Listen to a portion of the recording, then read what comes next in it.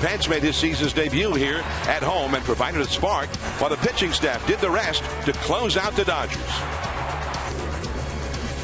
Tonight, Tim Lincecum tries to make it 5 in a row for the Orange and Black. It's game 2 of the series as the rivalry continues. Giants-Dodgers coming up next.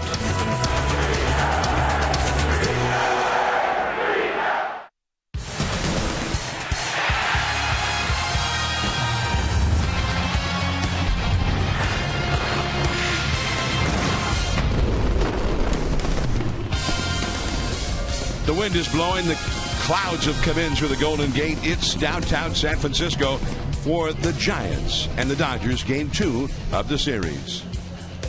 Hello, everyone. I'm John Miller along with Mike Krukow. Welcome to San Francisco Giants baseball. And these are great times for the Giants right now after such a slow start. It was the first Dodger visit when the Giants got it turned around. They swept the Dodgers in that series. They've gone 17-8 since then, and the Giants have won every game they've played against the Dodgers in this ballpark this year. Well, you could argue that that was the series that the Giants really found their confidence as an offense, and you look back the last 14 games they've played here at AT&T, they're 11-3, and what is most impressive is the money hitters hitting with runners in scoring position are hitting 361 in their last 7 games. Now, that's something they've been hoping for all year long. So you couple that with the fact that in the month of May the Giants starting staff is 2.37. That's their ERA. They're firing on all cylinders. They're playing good ball, and this is going to be a nice game. Now, the Giants did, as you say, start to hit in the clutch, and they were just hitting, whether it was the clutch or otherwise, on the just concluded road trip. They averaged 7.3 runs a game on the trip. But last night, it was back to AT&T Park and the way the Giants do business here, which is a lot of pitching, some timely hitting, but especially a lot of pitching. And the Giants certainly got great pitching last night, and they're hoping for more of the same from Lincecum tonight. Well, I think if a team's going to have a good season, you have to find different ways to win. And we saw it offensively the last 3 games in Cincinnati. They averaged 10 runs a game. I mean, that's great offense that they hadn't seen all year long. Well, now they come back to San Francisco and they win a 2-0 ball game, which has kind of been what they do here in May. That was the 5th shutout that this staff has thrown in the month of May. So all these numbers add up to one thing. They're a confident team right now, and this should be an interesting series the rest of the way. Giants with a different lineup against the left-hander Brett Anderson tonight, with Pagan back at the top, Posey in the 3rd spot at first base, and a whole lot of right-handed hitters. Stay tuned. When we come back, we're going to take you to our Comcast Sportsnet studios for an update.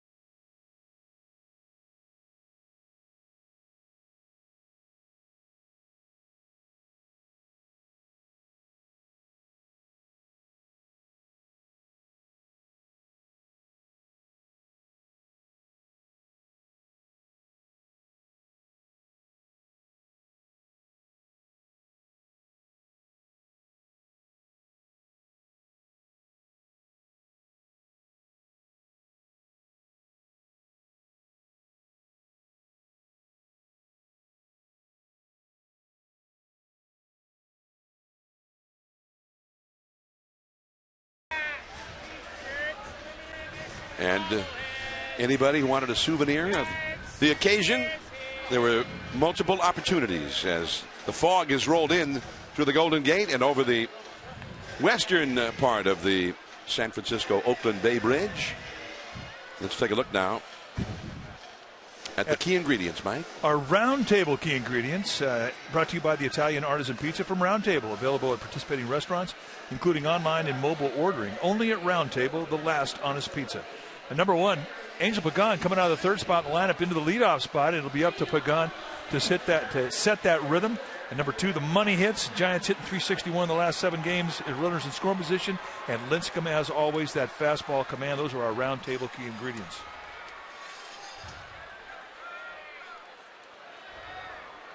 Let's take a look now at the Dodgers batting order.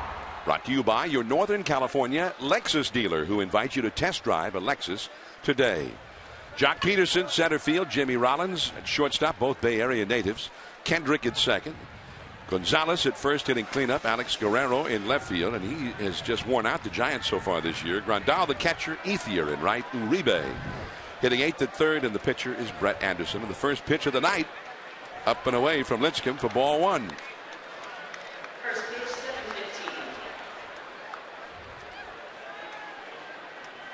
58 degrees, the official game time temperature. That's a little bit off the outside at 87 miles an hour. 2-0.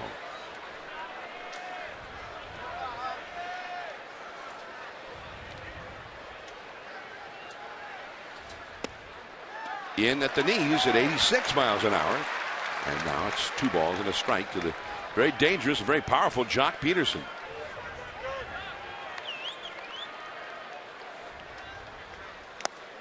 And he changed up on him. Foul tip. Strike 2. Yeah, that's a great off-speed pitch right there. He'll always try to establish that one right out of bed. That's his strikeout pitch. Over the years, he's gotten more strikeouts with that split than any other pitch.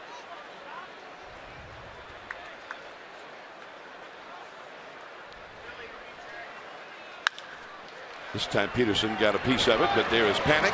Just throw him out and 1 away. Take a look at the numbers for Tim Lincecum as he's making start number 8, 3-2 on the year with an outstanding 2.43 ERA. Hits less than innings pitched, 32 strikeouts against 19 walks. At lefties, he's just eating them up, hitting a $156. Righties, however, hitting 300. The league at 236.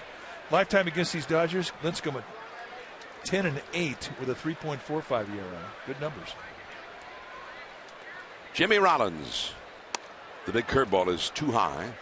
1 ball and no strikes. Rollins really off to a very slow start with his new team, hitting only .197. Only a .281 on base average.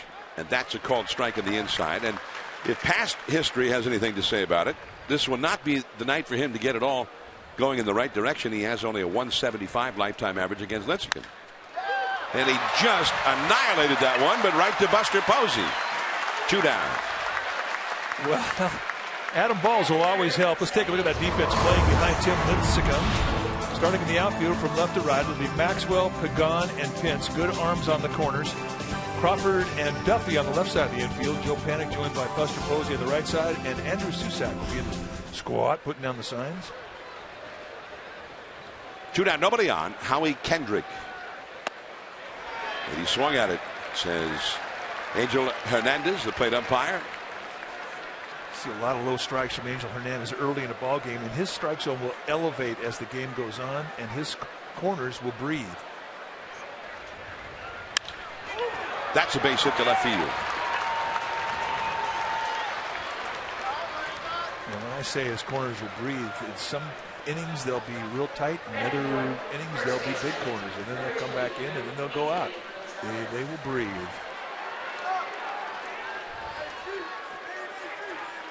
Scott Barry with Hernandez behind the plate at first. Ted Barrett, the crew chief, at second. Chris Conroy, who was behind the plate last night, is now at third base. And the cleanup hitter, Adrian Gonzalez, will come up. Lincecum has faced the Dodgers twice already this year, and he had one very good one here and one where he just got clobbered in L.A. And he throws a called strike to Adrian Gonzalez.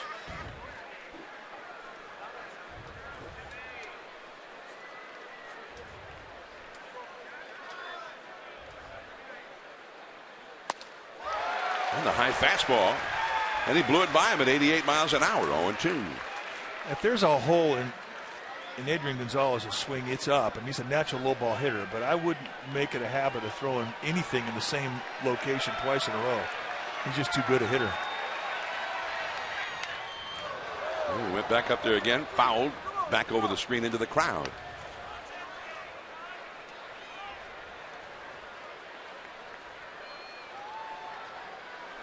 Gonzalez having an outstanding start to his season, hitting .355, 32 batted in.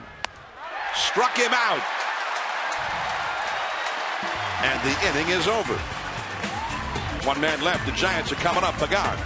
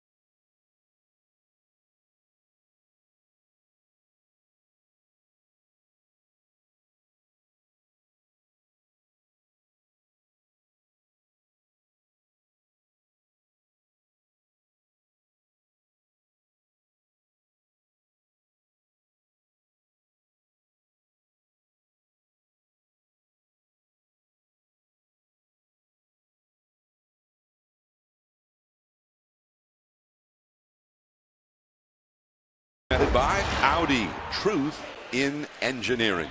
Pagan in the leadoff spot. He's been hitting third most of the season. Joe Panik at second. Buster Posey in the third spot at first base. And Buster with an 11-game hitting streak right now. And a .341 average during the streak. A lot of RBIs recently, especially. Pence cleanup in right. Maxwell in left field. Susac the catcher. Crawford, the only lefty other than Lincecum in the starting lineup. Duffy at third hitting eighth, and then Lincecum the pitcher. Brett Anderson on the mound for LA. And at 90 miles an hour, he's outside the strike zone with ball one.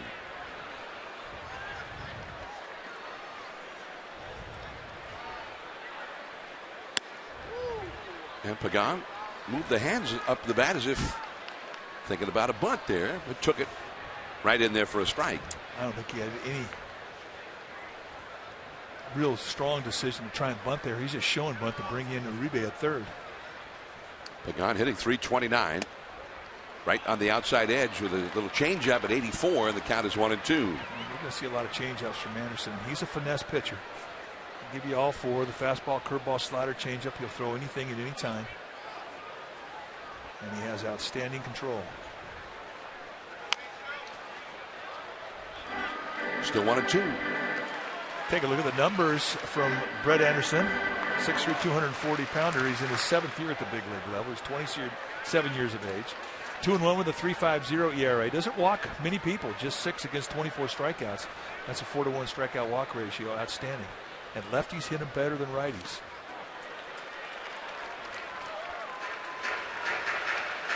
And I asked Bruce Bochy about that because he's really loaded up with righties, and he said a lot of it with the lineup tonight has to do with the people like Susac and Maxwell especially, and Duffy. He wants them to get some at-bats, and especially Susac and Maxwell have not had many lately. Now the count goes full, 3-2. So a nice 6-pitch at bat here so far from Pagan, and that's really a leadoff hitter's job early in the game. He's the scout. He's got to bring a scout report back to the bench. Off the plate, high hop. Uribe with a great arm, and not in time. He threw a changeup over there. I'm sure the Dodgers will take a look at this. Very close play. Scott Berry, the first base umpire, making the call. On the run off the right foot.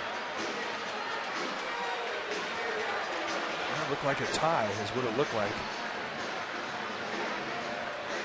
And that right there looked like they got him. So I'm sure they'll take a look at this. We haven't seen many games start where the first hitter in the game, you're going to challenge it. But I think they will look at this.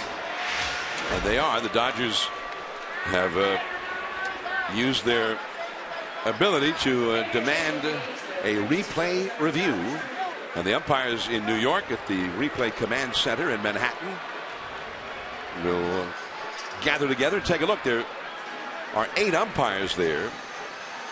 And each umpire is more or less assigned to 2 games, although not all the games are always going on all the time. There are already a lot of finals. As we take another look at it here, there's the foot. Now the ball's got to be in the glove, in the webbing of the glove, before his foot hits the bag. It's very, very close. This really could go either way. I do think that there's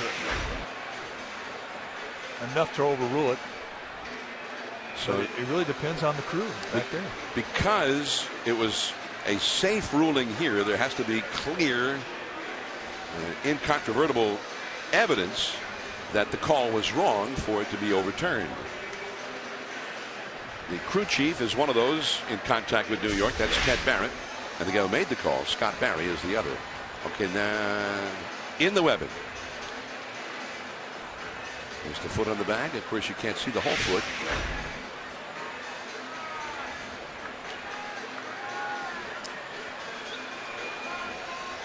And the people in New York also have the camera angles from the Dodgers telecast going back to LA. So they may have something that looks a little bit different than what we have. I think there are 12 cameras that are being sent via satellite to New York. So from that angle, it looks a little more up in the air. Now that would be the one where you can see if the foot. Here's the ruling from New York. He's out. And that's just as you surmise, Mike. Yeah, I think it's the right call. As painful as it is to say, I think they got it right. So the Dodgers maintain their ability to protest another call again.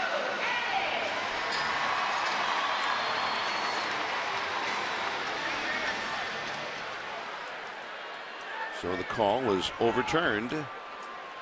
And just like Sean Dunston and Chad Chopp in the Giants video room down in the clubhouse, the Dodgers video review people have to quickly tell the manager whether they think that there's enough to show that it will get overturned. They don't want to use the appeal if there's a good chance that it might not get overturned, and then they lose their appeal, their ability to appeal.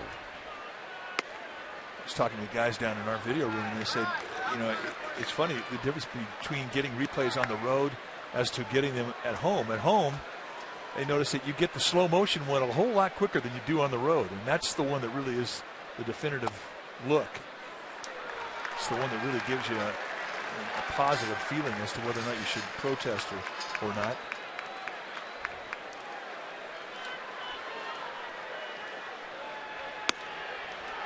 Three and one now to Panic, who is hitting .288 and a .364 on base percentage.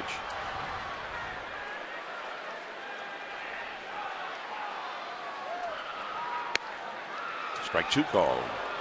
But you're saying that they're saying they only get the home video? No.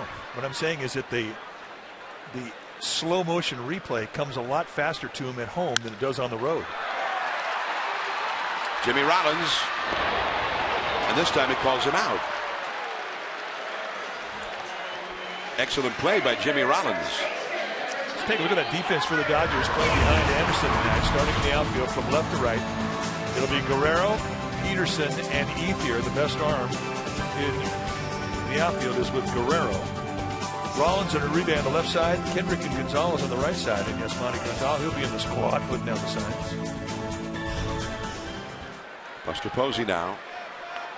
Buster hitting .295 for the year, 6 homers, 19 driven in, .369 on base. And the high curveball misses. So, I mean, I never really thought about replays and the importance of the ultra slow motion replay, which is the one that they all like to get. That's a base hit for Buster Posey. They were playing him to pull, and he kind of crossed up Jimmy Rollins, who was shading him toward the hole toward third. Aggressive on the first pitch, getting a challenge strike. Not a whole lot of lower body, and we've seen a lot of these type of hits with Buster Posey, where he's got a little bit of reach in his swing, but his hands are true to the contact on the ball. And very quickly he puts Anderson in the stretch. Is it raining? It really looks like it is. I don't know if it's raining inside the ballpark or just out over the bay. Ooh, a mighty cut there by Hunter Pence, right back to the screen.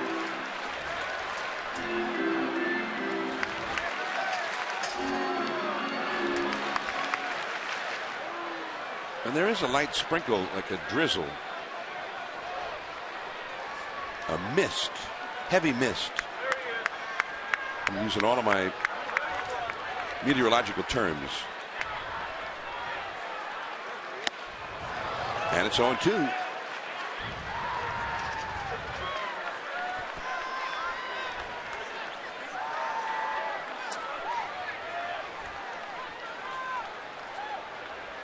Two strikes to Hunter Pence. The outfield is playing him toward right. Jock Peterson shaded toward the big gap. There you see him out there in center. Bunching him. Curveball, a broken bat. Rollins. And he got him by a step. One hit for the Giants, one left, no scores. We head to the second. Lincecum back to work here in the city by the bay.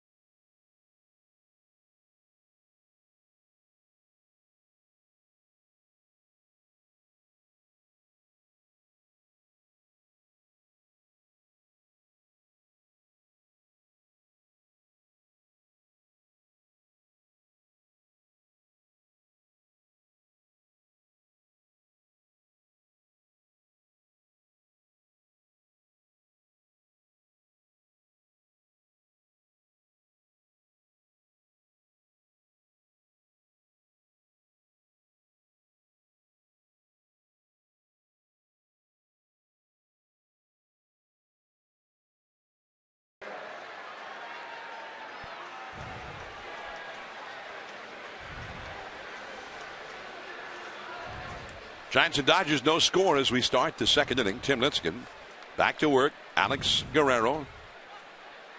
He's not a big, tall guy, but he's very strong, very powerful. And a fastball in there for a called strike. The Giants, as a unit, have had a hard time getting him out. Fastball middle in, just below the belt. I would make a habit of going in there. Again, he challenges him, and that is his hot spot.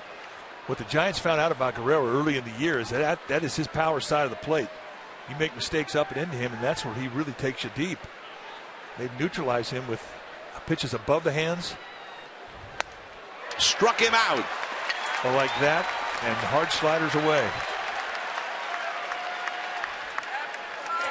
Now it's Toyota by the numbers. It's Toyota time with exclusive Memorial Day savings like an extra $500 bonus cash on top of others, on top of offers on Prius Liftback, Prius C, and Prius V.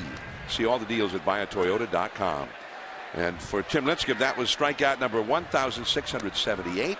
Moving up the list now, just one away from Carl Hubble, who's next on the list. They're all Hall of Famers ahead of Lincecum. Christy Mathewson, Juan Marichal, Amos Russi, and Carl Hubble. Lincecum now just one back of Carl Hubble. Carl Hubble, a left-hander who once had a 24-game winning streak spread over 2 different seasons. And Yasmani Grandal could not catch up to that fastball. It's raining here in the ballpark, but it's a very light, sort of like a heavy mist. Change up. Buster Posey. Lincecum over to cover. And that is out number 2. Amy G is here with us. It's definitely raining, guys.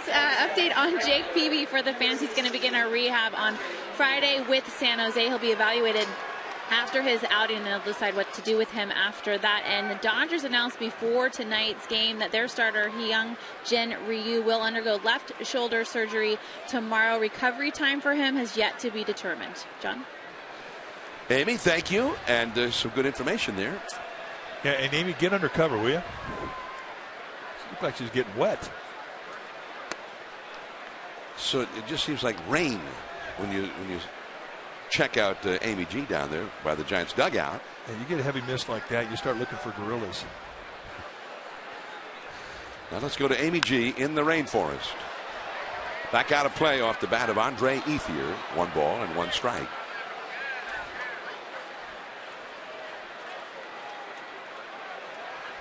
There's the gentleman that caught the ball, gave it to his date. Nice going. His wife. And she said, good job.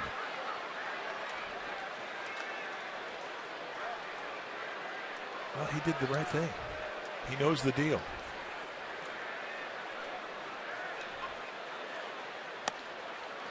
Three and 1 the count to Andre Ethier.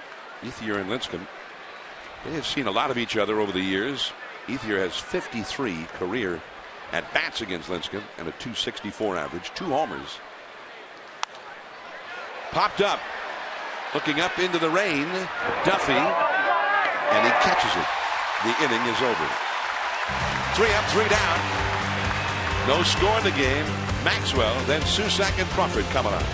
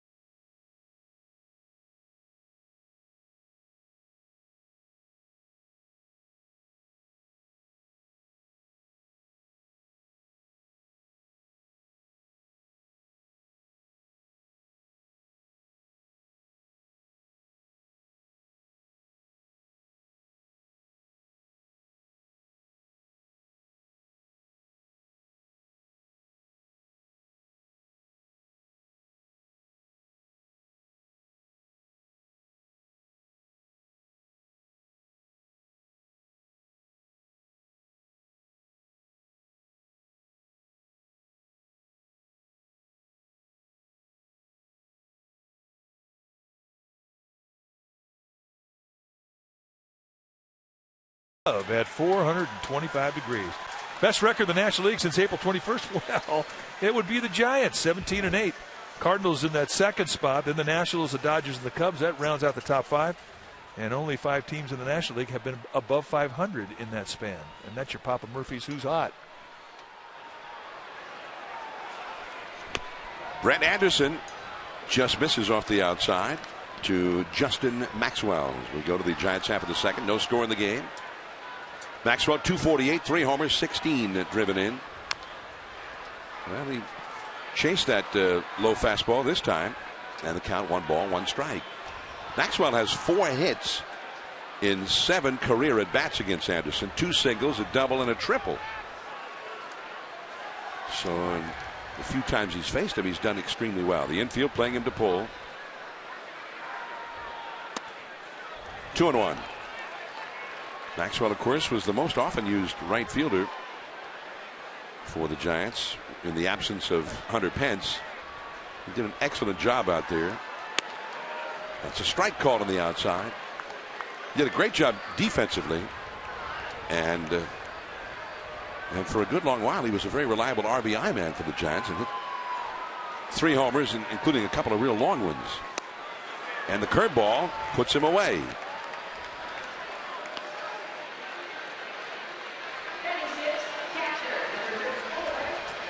Now Andrew Susac will come up.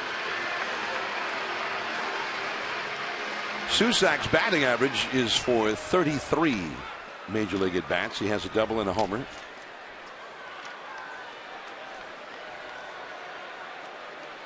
It's important that he gets a hit here pretty quick. And I say that because for Susac, he really has never had a slump at the big league level. I mean, he's always been able to get off to a pretty good start and maintain an average, 260 and above.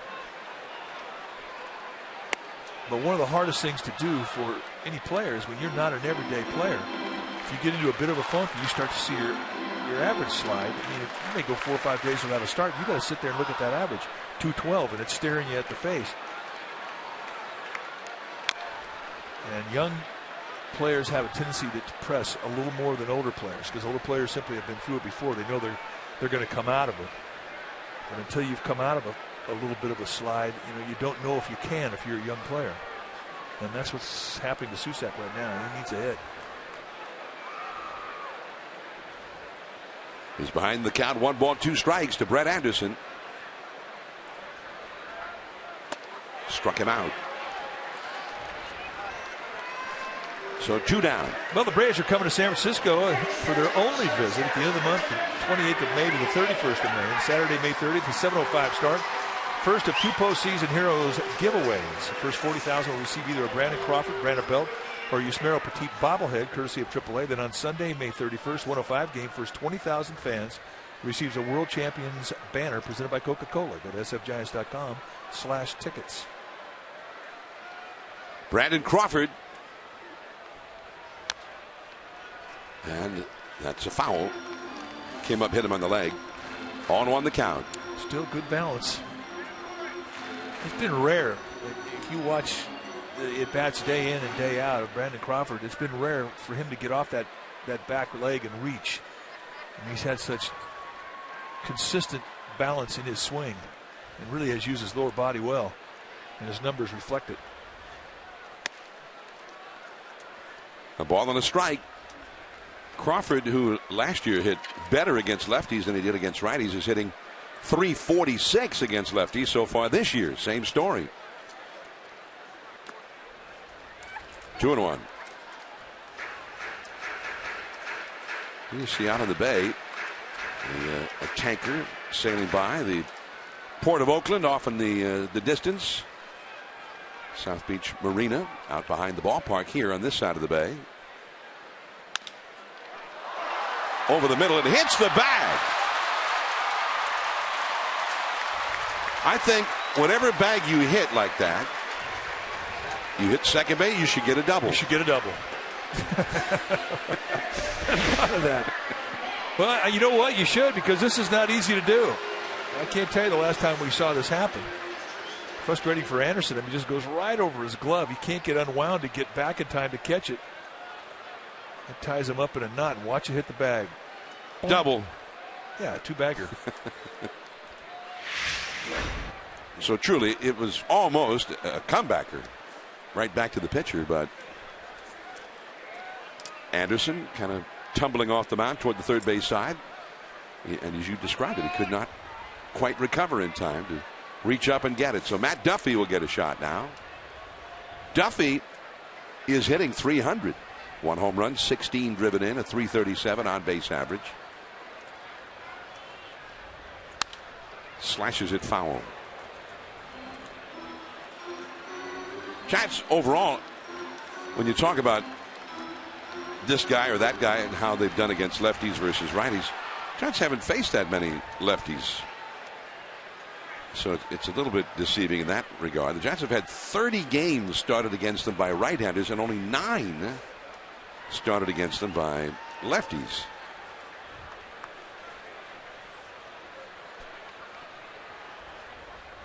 On 1 the count. Off the outside. So while Brandon Crawford's hit the lefties well, he now has 10 hits and 27 at bats. It's only 27 at bats. Crawford has 101 official at bats against right-handed pitching so far.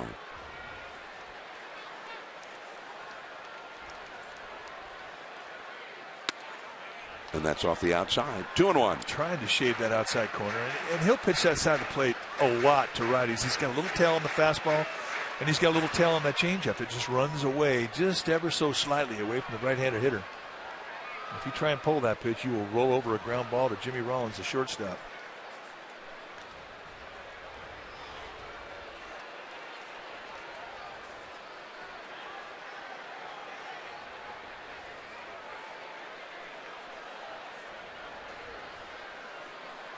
The infield playing Duffy to pull, other than the first baseman Gonzalez, who's on the bag with Crawford at first. There goes Crawford. And now Gonzalez to second, and he is tagged out. Wait a minute. A balk has been charged. The plate umpire, Angel Hernandez, has charged a balk to Anderson, so Crawford is entitled to second base. Now, there's 90 feet between home plate and first base, and you have to imagine a line right at the 45-foot mark. To throw to first base as a pitcher, you have to step on the first base side.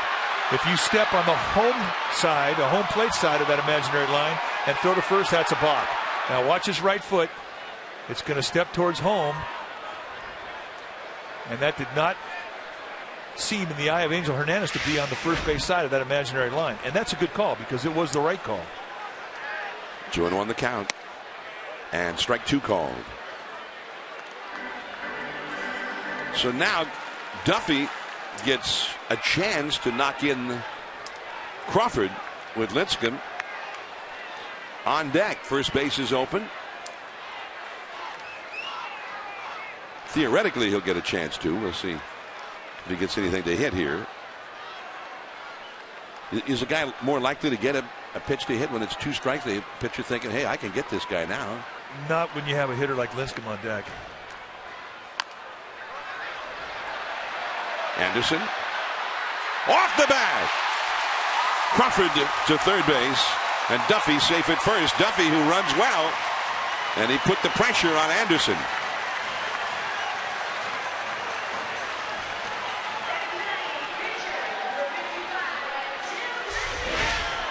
Let's take a look at the swing and bunt. Not a guaranteed figure you get up with a lefty because his momentum's going to the third base line. But the wide throw, which took Gonzalez off the bag, is really why Duffy gets the base hit. In fact, they have ruled it an error. I don't know if that's the right call. I think it was close enough to where he could have gotten hit, but now I see what this official score is looking at. Had it been a more accurate throw, he would have gotten him. Then the question is simply, was that just ordinary effort? Here is Tim Lincecum.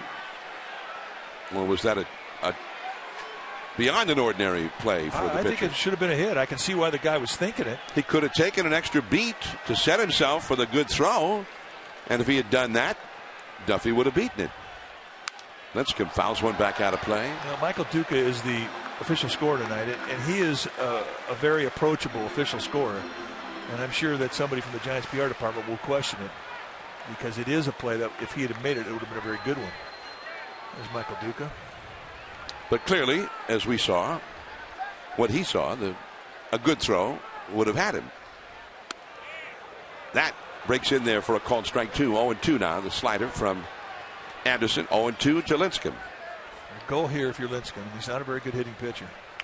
is just put the ball in play. Make contact.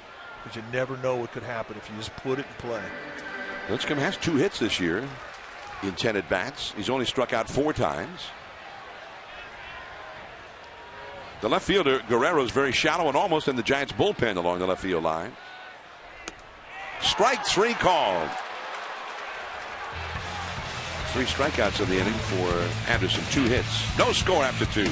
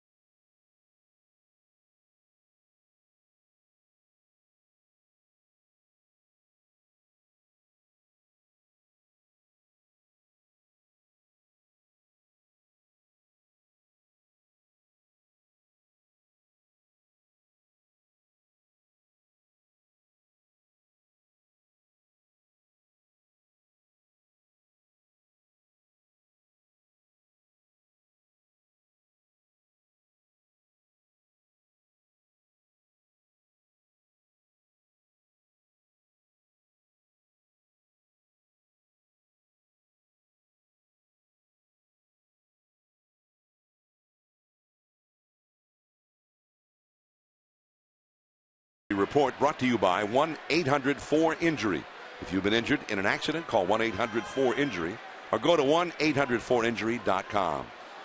Hyunjin Ryu, the Dodgers announced today, will undergo arthroscopic surgery on his left shoulder tomorrow in L.A. As Amy G. Reported a little bit earlier in our telecast, expected to miss the rest of the 2015 season. And that is a big blow to the Dodgers because he has been one of their very top pitchers behind Kershaw and Greinke. 0-2, a quick 0-2 to Juan Uribe leading off against Tim Lincecum. You're right. I mean, that's a tough hit to your rotation. Popped up, shallow center, and is anybody going to get there? Finally, it's Maxwell. And I think Pagan couldn't see it. Pagan was very, very deep to begin with, and he came in very slowly. No, I think Uribe is one of those guys that you expect more pop-up. And if you saw the break from Pagan, he actually took 2 steps backwards before he came in. Unfortunately, enough height on that pop-up that Maxwell could get it from left field.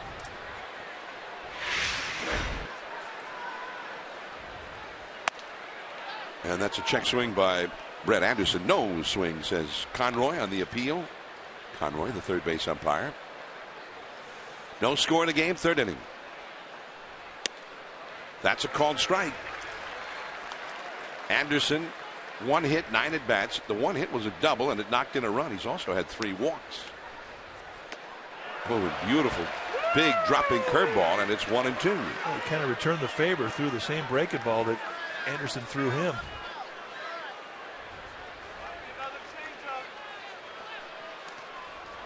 The curve into the dirt. 2-2.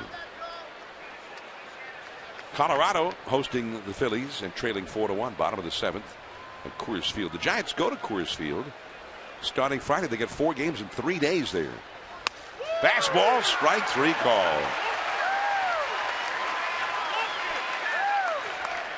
Lincecum has just tied Carl Hubbell on the all-time list of strikeouts by Giant pitchers in the long history of the franchise, including Carl Hubbell, who is now tied for 4th with Lincecum. Hubbell, a Hall of Famer. Russi, Marichal, Mathewson, ahead of him. All three of them are Hall of Famers. 2 down, nobody on. Jock Peterson now. 1 ball, no strikes. Peterson grounded out to second his first time. Giants infield playing him to pull. The shortstop, Crawford, well over toward the middle. And you see how they're doing it. The outfield backed up. That's at the knees. He's got the low strike, just as you gave us the scouting report on the plate umpire, Angel Hernandez. Yeah, and he's an approachable umpire too. He doesn't have a short fuse. He'll let you have a little bit of rebuttal.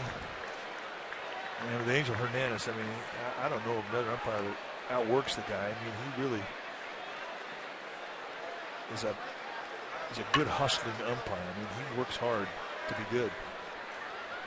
2 down, nobody on. Base hit, just out of the reach of Crawford.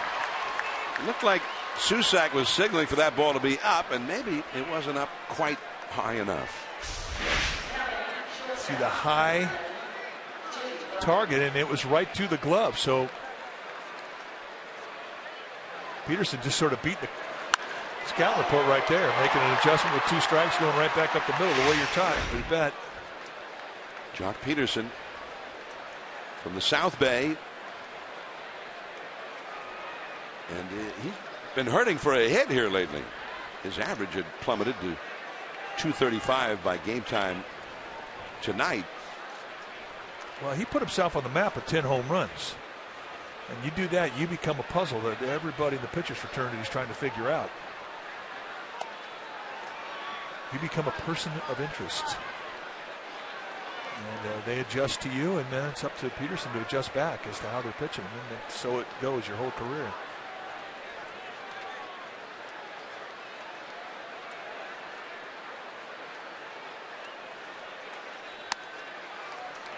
Two and 0.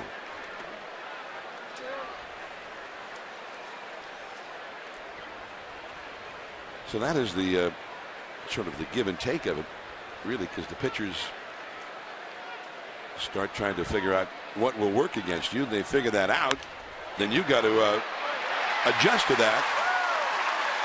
As Rollins hits the soft liner to Joe Panic to end the inning, stranding Peterson. Top of the order, Pagan, Panic, and Posey coming up.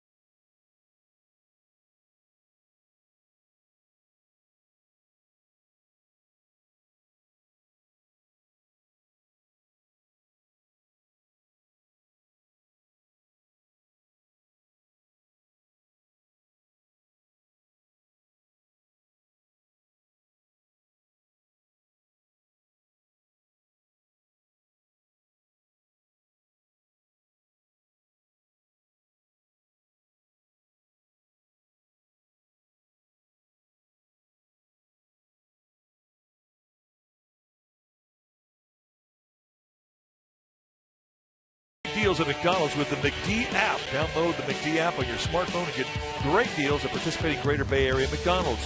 Visit McDapp.com. Top of the order for the Giants, and there's ball 1. Slow curveball to Pagan. Pagan hit one right off of home plate. It took a high hop to third, and when he was thrown out by Uribe. And he got the call this time with a curveball on the outside. 1 ball and 1 strike.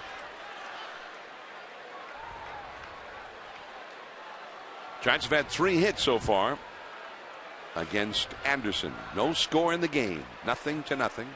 I guess there is a score. It's 0-0. And 2-1 to Pagan.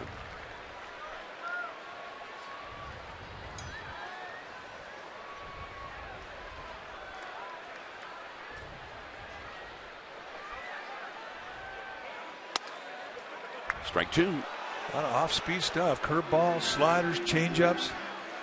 I mean, he is going to finesse you. And just by the time you start to look for the off-speed stuff, he can still zip you with a 90-mile-an-hour fastball with good command on it. And he is a guy that pitches to contact. He just wants to take your legs out of the at-bat. That's the whole idea. Struck him out. A foul tip held by the catcher. And Angel Hernandez very upset with, I don't know if it's just Pagan or somebody in the Giants dugout, maybe Bruce Bochy.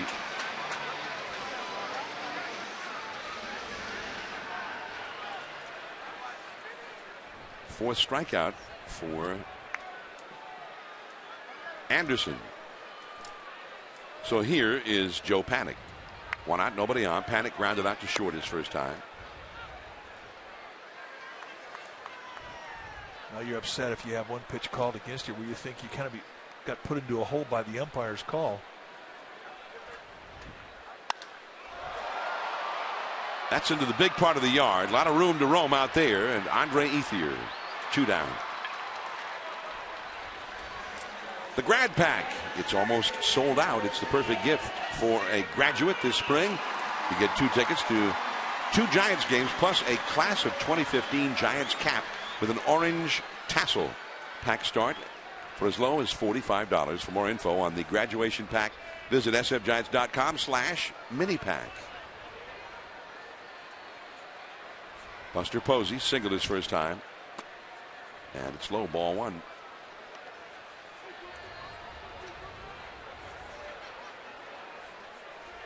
Nothing, game, 3rd inning.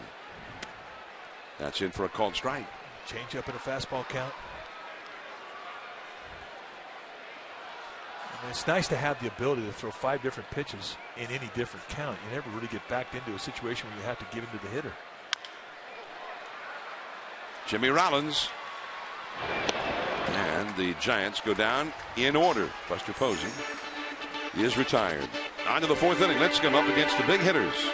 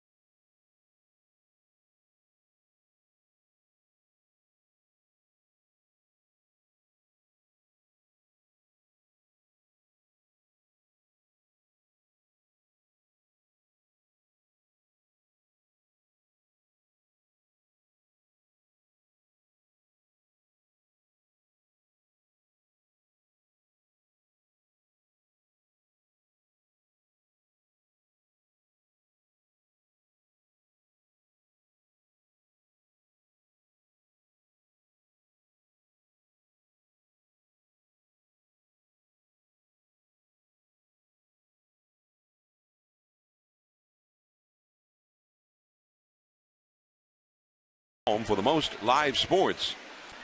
Mac Williamson, he's an outfielder and a DH right now with the Richmond Flying Squirrels in Double-A, and so far this month he's hot. 377 batting average, of 429 on base percentage, and an OPS of a cool 1,000.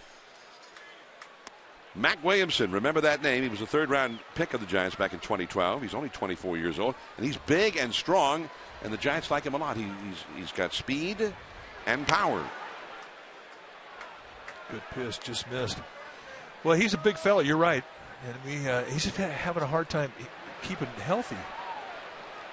He had the Tommy John surgery. That's a called strike, and it's 1-2. By the way, we were talking while he was up there, Pagan, and what was going on between Pagan and Angel Hernandez.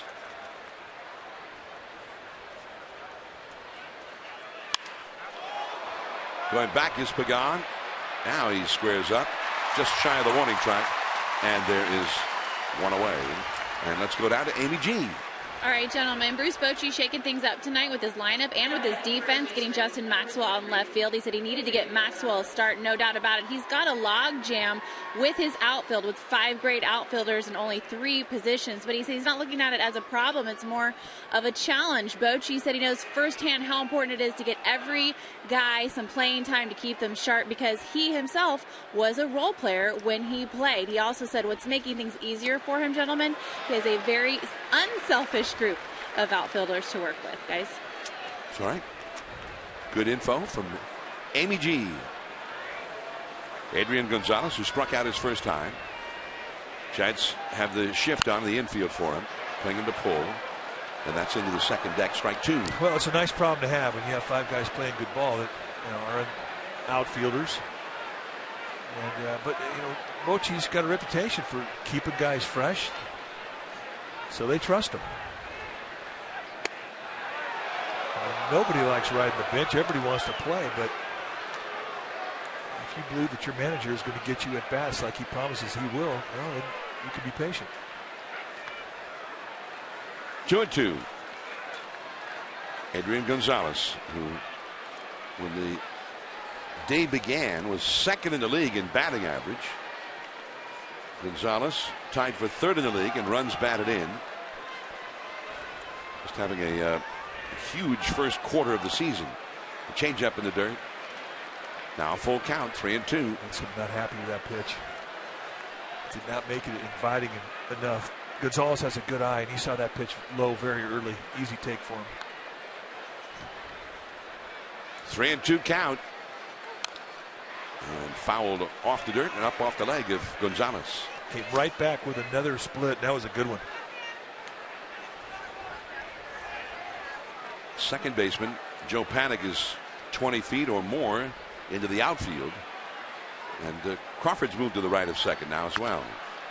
That is foul. Buster Posey knocked it down, but it was a foul ball as it passed the bag. And Buster sends a souvenir into the crowd. Clayton Kershaw almost caught it. I mean, that'd have been disaster.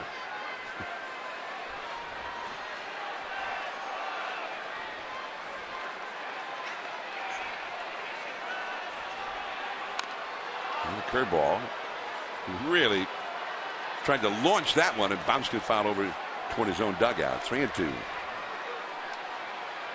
See the shift put on, favoring the pull. They give Gonzalez the left field side.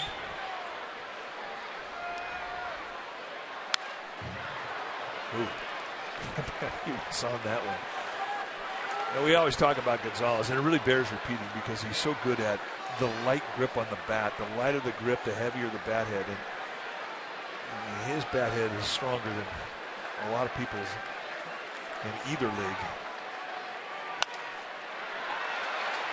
Duffy back into shallow left. Out number 2. Mike, we were talking about Pagan's at bat, where there was a little bad feeling between Pagan and Angel Hernandez. And apparently, at one point when Pagan backed out of the box after a pitch was called a strike, that he was ordered back in the box by Hernandez. And then Hernandez apparently signaled to the pitcher, said, "Go ahead and throw the pitch." And well, here's the pitch that Pagan did not like. He thought that ball was high and away. Now he steps out of the box, and you have to stay in the box. And Angel Hernandez is saying, "Get in the box." And it was well within the right of Hernandez to signal the pitcher to come on with another pitch before Pagan got himself set in because he left the box. I mean, you can leave the box on a foul ball or if you get knocked down, but if you disagree with the pitch, that's not the time to leave.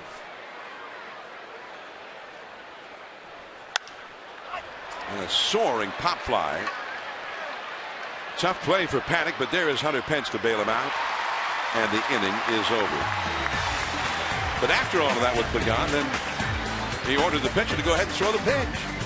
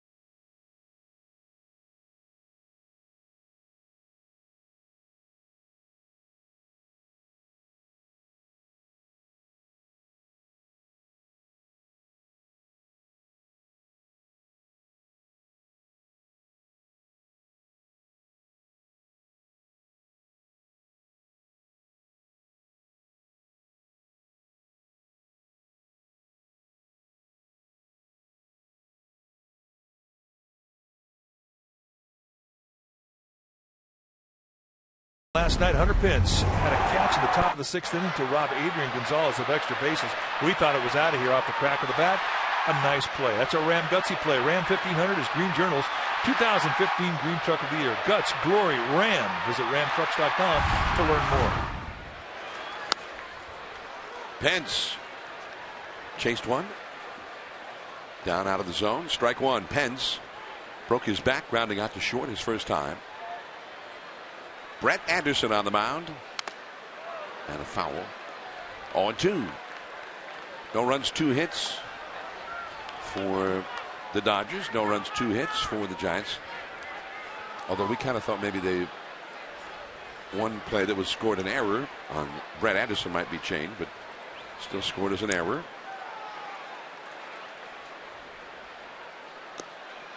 And he swung at it and is tagged out.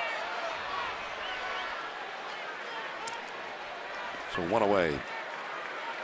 We'll go back to that Pagan, the pitch, and then he steps out of the box and is ordered back in by the plate umpire.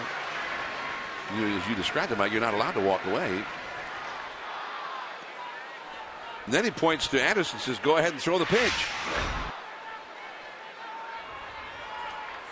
Maxwell struck out his first time. Takes ball 1 off the outside. It was my understanding that the umpire is supposed to tell the batter to get back in the box, but that he's going to be fined automatically. You leave the box, and here's the batter's box rule. Must keep 1 foot in the batter's box throughout the at-bat, unless you swing at a pitch or attempt a bunt. Pitcher attempts a pickoff. The umpire calls timeout. There's a wild pitch. The pitch forces you to leave the batter's box to avoid being hit. Kendrick throws out Maxwell, who struck out his first time, 2 down. Pitcher leaves the mound. The batter may not ever leave the dirt circle unless an offensive or defensive conference is called. So there are the exceptions where you can leave, but none of those exceptions were present there for Pagan. But we were told that starting May the 1st, violations of that rule, a player would be automatically fined. So he'll get a letter from the league office saying that he's been fined. And the league office letters started May 1st. Those are two perfect pitches to get a quick 0-2 advantage on Susak. And it always seems when you're getting in a little rough spell with the bat, you get into quick 0-2s, and it's happened right here. 1-2. And if you watch Susak swing, I mean, his swing's fine. This is where your mind starts to play tricks with you, and your biggest opponent becomes the stat sheet. You lose that ability to compete because you're thinking about your batting average. 2-2. And every hitter goes through it. Just gets a little bit easier for veterans because they've gone through slumps, whereas young players haven't. At least slumps at the big league level. Foul ball. Brandon Crawford on deck. Would be next. 2 down, nobody on for the Giants here in the 4th inning. And Buster Posey's had a hit. Crawford's had a hit. Hits have been hard to come by for the Giants against Brett Anderson, who's got a lot of different things working for him right now. He struck out 5 in 3 2/3 innings. Well, that's something that gets talked about on the bench. When you get a guy who's got such a great rhythm going out of the windup, get him in the stretch. Break that rhythm up. Get him with a runner on base. Well, that puts him into the stretch as Susak comes back after falling behind 0-2 to get a walk. And yes, you can walk yourself out of a slump. Nice at bat.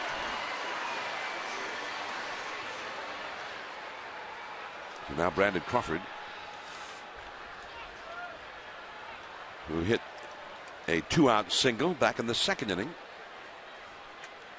Crawford is hitting .289 for the year now. Lincecum looking on from the dugout. He's got the ninja look going there, doesn't he? I like it. It looks fierce. Oh, maybe fierce is not the right word. It looks. I'm going with fierce. Okay, yeah. He looks ready. That's fierce. He looks ready to fight.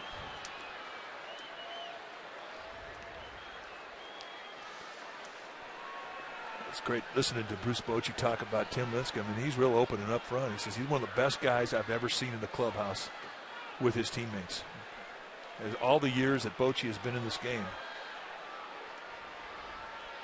He says all he wants to do is be a good teammate. He has no agenda. He's got no ego. He's just a good teammate. He said that Lincecum just enjoys it. Enjoys being in the clubhouse. He enjoys the camaraderie.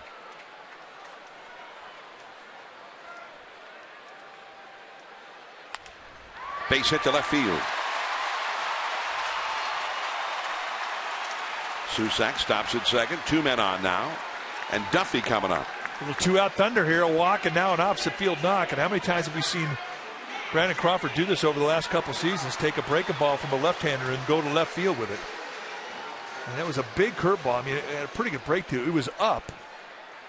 But still, the fact that he saw it early, kept his body back on his back foot, had good balance through the pitch, that's a nice at-bat. Well, he's hitting around 400 now against left-handed pitching for the year, including 2 for 2 tonight. Matt Duffy safe on a throwing error by Anderson. Drills one right over the head of Bill Hayes, the first base coach. Oh, look out, ball dude. Craig Lutz over there, first base side tonight. I don't know if that hit him or the fence. Oh, well, nevertheless, he found a new friend. That's a good one.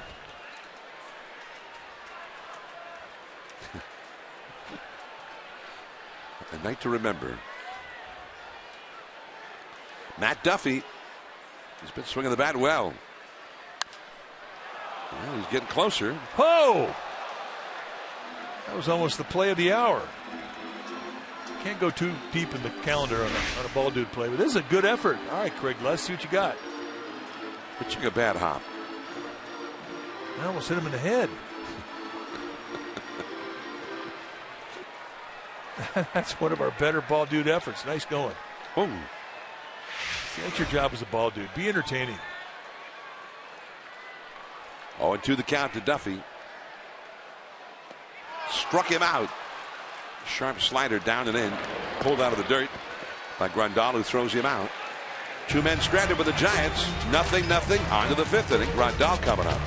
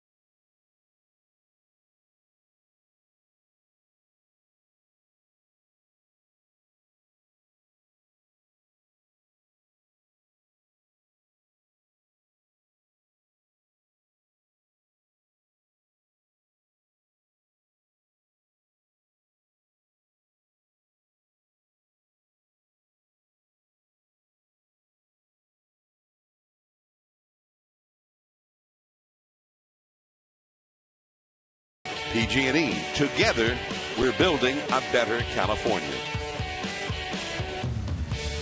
I'm John Miller with Mike Krukow. Giants baseball on NBC Bay Area and the Giants television network. Beautiful night. The light rain we had earlier has gone away, but it is a very heavy overcast above AT&T Park. Lincecum facing Grandal, and that's a base hit into the gap, right center field. And it is going to go through. Grandal is not a fast runner. And he'll stop at second. And that's a triple for a lot of people. A double for Grandal. Yeah, leadoff double at that. So right now, Tim Lincecum going to get tested.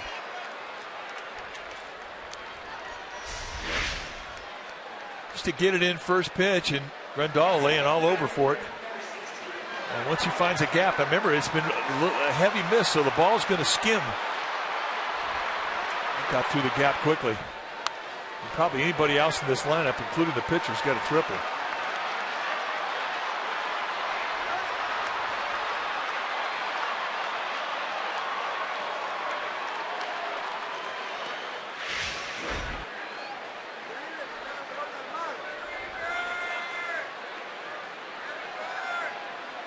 Andre Ethier.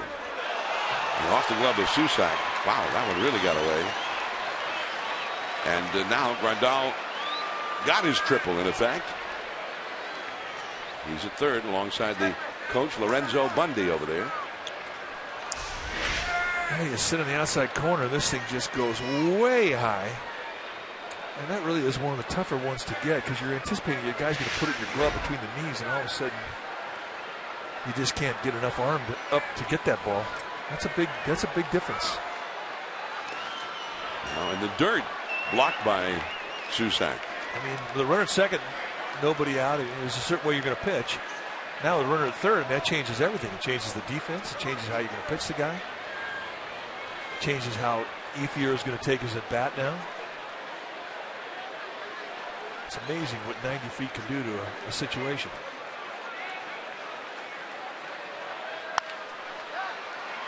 Holding at third, Grandal. And Crawford throws out Ethier. The infield was in halfway. So Ethier unable to get Grandal home. One away. Yeah, that's as good as a strikeout. Well, NBC Bay Area Investigative Unit is the largest on-air team of investigative journalists dedicated to holding the powerful accountable. You can watch award-winning stories that have helped make the Bay Area a better place at NBCBayArea.com/investigations. NBC Bay Area, we investigate.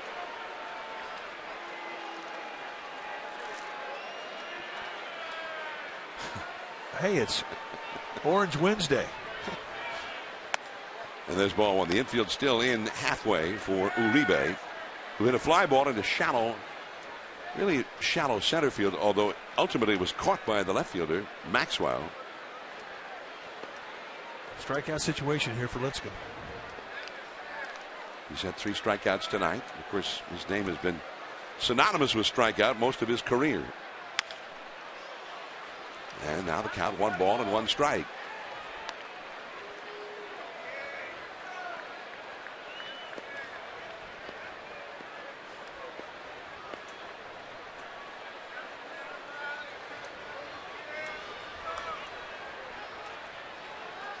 Big pitches all right now. Fastball a little bit low, a little bit off the corner perhaps as well. 2-1. You know, this is a situation too where, I mean, you want to pitch for the strikeout, but you can't go so fine in your pitches to the strike zone that you walk a hitter, because that compounds the inning. The pitcher, Anderson, on deck. And the fastball came right after him, foul tipped into Susak's glove, and that was a 90-mile-an-hour fastball from Lincecum. And this is the flat-out challenge right here. And look at the swing from Juan Uribe. Lincecum doing a 360. A lot of body English going on both sides of the ball there. Foul off to the right, well back into the crowd. 2-2. Again, 90 miles an hour with that one, right on the outside corner. The flags indicate the wind blowing out toward left field at present. It's kind of the prevailing breeze that we see most here. And when you see the flags like that, you get carried not only to left but to center field. Tough to hit one out to right if you're a right-handed hitter. Lefties can do it, but righties, tough assignment. Susak and Lincecum having quite a discussion here. Now this may be a pep talk too here from Susak, saying, listen, if you want to bounce one here, I'll block it. And you know, you need to hear that, especially from a young catcher. That'll build your confidence to throw it right on home plate. I hope a guy chases. But this 2-2 pitch is his chance to get that strikeout out of the strike zone down. Well, Uribe just did get a piece of that one to stay alive. Now, because that pitch was below the zone and it was just below the strike zone, it sets up a change of sight lines, and you could throw a high fastball up above the chest, up above the letters on your chest, or you go back down the dirt. So a couple of options here, and Susak wants to go fastball away. Popped up, foul ground, Posey. Grandal tagging up, Buster squared up, and Grandal will not go anywhere. Buster will run the ball back to the infield. 2 down. And that's as good as a strikeout. Non-productive out.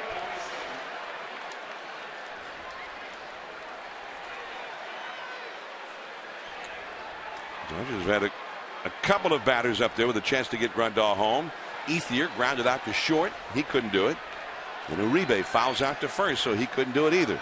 Now, Anderson, the pitcher, will try and do it himself. And that misses, ball 1.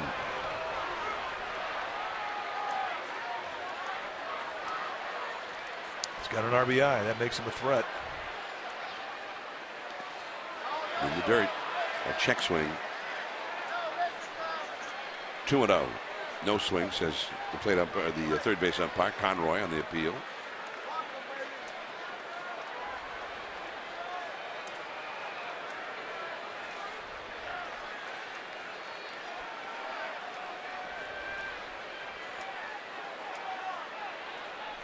Two 2-0. He's fallen behind him.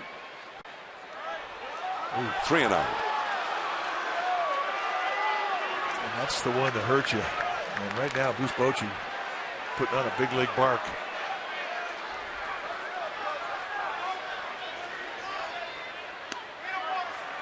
Now 3-1. Anderson taking all the way, and he might take all the way on this 3-1 pitch too. But if you're Lincecum, it doesn't matter. You just got to throw it up there and make him swing the bat. Do not want to see Jock Peterson. And he walks him. And he will see Jock Peterson. That is the first walk of the game allowed by Lincecum.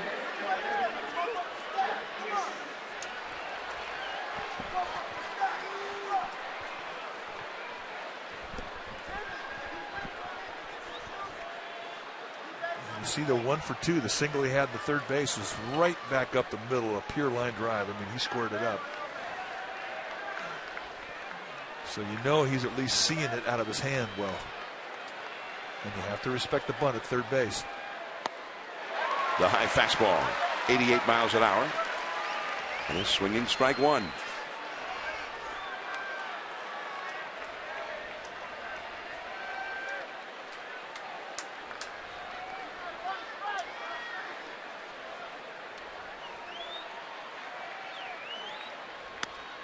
Off the outside. If you're worried about the pitch count, if you have 75 or less after the 5th inning, you're right on par. So he's not that far over where he should be. Buster Posey, the fair ball and the out. The inning is over. A leadoff double for the Dodgers, and they could not get the runner home. Still scoreless.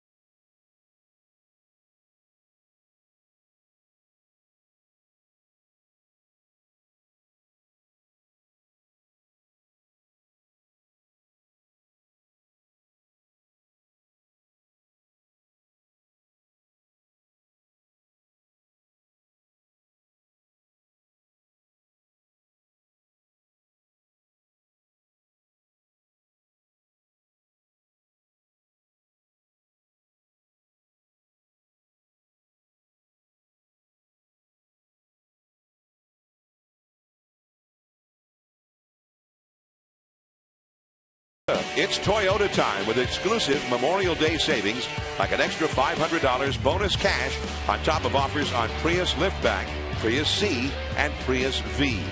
See all the deals at buyatoyota.com. And check out MLB.TV Premium, the #1 live streaming sports service. It's celebrating 13 years, and you can watch every out-of-market game live or on demand in True HD on over 400 mobile and connected devices. Real-time highlights, live look-ins, pitch tracking widget, and more every night on every device. Blackout and other restrictions apply. Visit MLB.TV for details. There's the Zinfandel Commodore. Is that one of the top Commodores, you think? Well, I'd be the one I would like to be on. Zinfandel, a particular favorite of mine. Old Vine. So there's no, say, Merlot Commodore. Well, there could be. You just haven't seen it in McCovey Cove of late. But they're having a ball. Gamer babes. And the Zinfandel Commodore. Bay Cruz.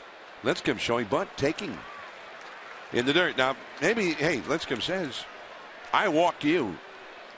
Fair is fair. Yeah. Could be a good way to start this inning out.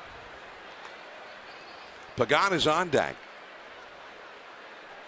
Uribe playing shallow at third for Lincecum. He again showed bunt and took that one for a called strike. 2-1. Let's see Uribe at third base taking away the bunt. Everybody else pretty much straight away. Shallow in the outfield. And the foul ball makes it 2-2. Dodgers actually got a runner at third with nobody out in the first half of this inning. Grandal had the double, and then there was a wild pitch that put him at third. But Ethier grounded out. Uribe fouled out. And now Lincecum is down on strikes for the second time. 7 strikeouts for Anderson. Well, for comprehensive coverage of everything orange and black, check out pregame live and postgame live before and after every Giants telecast on Comcast Sportsnet, authentic Bay Area sports. Is that a little more moisture? And just that heavy mist we've had. Just enough to make you shake your shoulders. Pagan. Right to the shortstop. Jimmy Rollins. So 2 down quickly for the Giants here in the 5th inning. They're really not getting much going against Anderson at all. The Giants have only had 2 hitters come to the plate with a runner in scoring position in the game. And, 2, really. And you just haven't seen that many hard hit balls against him. Well, she brought her parka. She was ready for the mist. She's got her glove on. Gamer babe. Total. I like that picture. I mean, she looks great. She's got the great parka. And then she stands up and has got this big glove on her. She likes Rawlings. 2-0 the count to Panic, who has grounded out to short and flied out to right center. Did you have a Rawlings as a kid? Everybody had a Rawlings when we were kids, didn't we? I had a Rawlings and a Spalding. You don't see many Spalding gloves. There's a Rawlings. 4-finger model. You might have seen one of those back in the 20s and 30s. McGregor. 3-1 the count. 2 down, nobody on for the Giants here in the 5th inning. Buster Posey on deck if Panic could get aboard. Jock Peterson was playing him in that direction. Look out! Almost a collision. Peterson and Guerrero. And the inning is over. Guerrero's the one who caught it.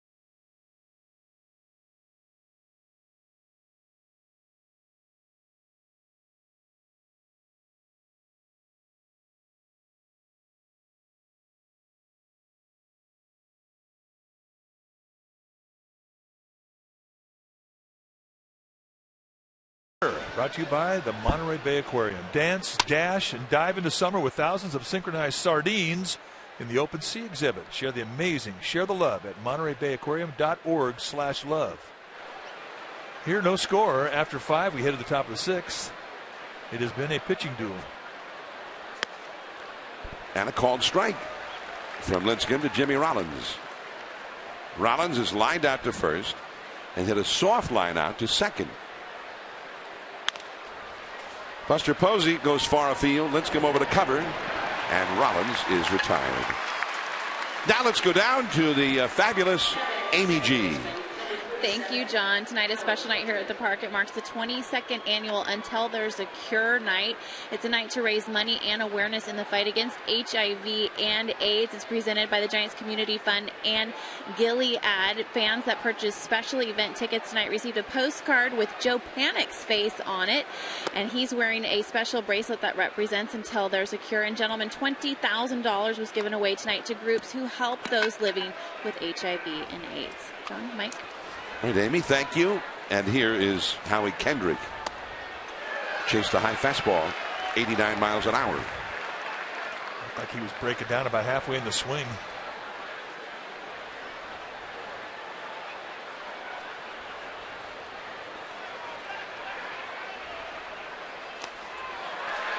So 2 times he goes above the strike zone, below the strike zone.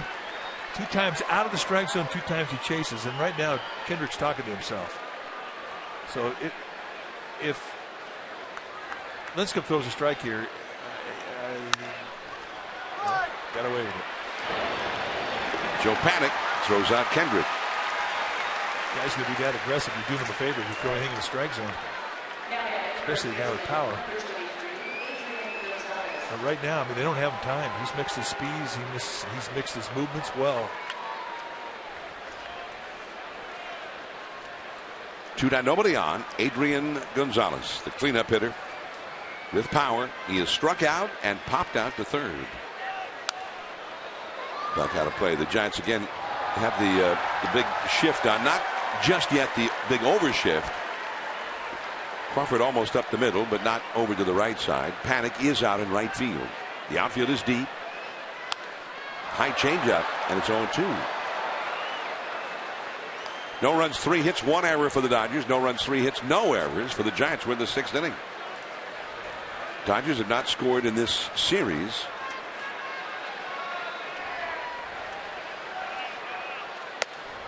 And the fastball is very high. 1 ball, 2 strikes. Sort of clean the palate of the eye. Now you can throw that changeup on the outside corner below the zone and hope he chases. All right. So a palate cleansing pitch. 2-2. That was an overthrow there. See the pitch count, 88 through 6. 2 outs here in the 6th, rather. Been very stingy with his throws. And there was that changeup down below the zone. So, with a hitter like Gonzalez, you just can't give him too much of any one thing. You can't give him too much of any one location, too much of any one speed, too much of any one movement. You have to mix it up. And you can say that about all great hitters. And he whacks that curveball foul. Still 2-2. Lincecum pitched 6 innings against the Dodgers here back on April 21st. The first meeting of the 2 teams this year, and allowed 1 run in that game. He's in the 6th inning with 2 down and nobody on. Is not allowed to run in this one. And he strikes out Gonzalez. 6 shutout innings in the book, and that strikeout moves him ahead of the Hall of Famer Carl Hubbell on the Giants' all-time list of strikeout artists.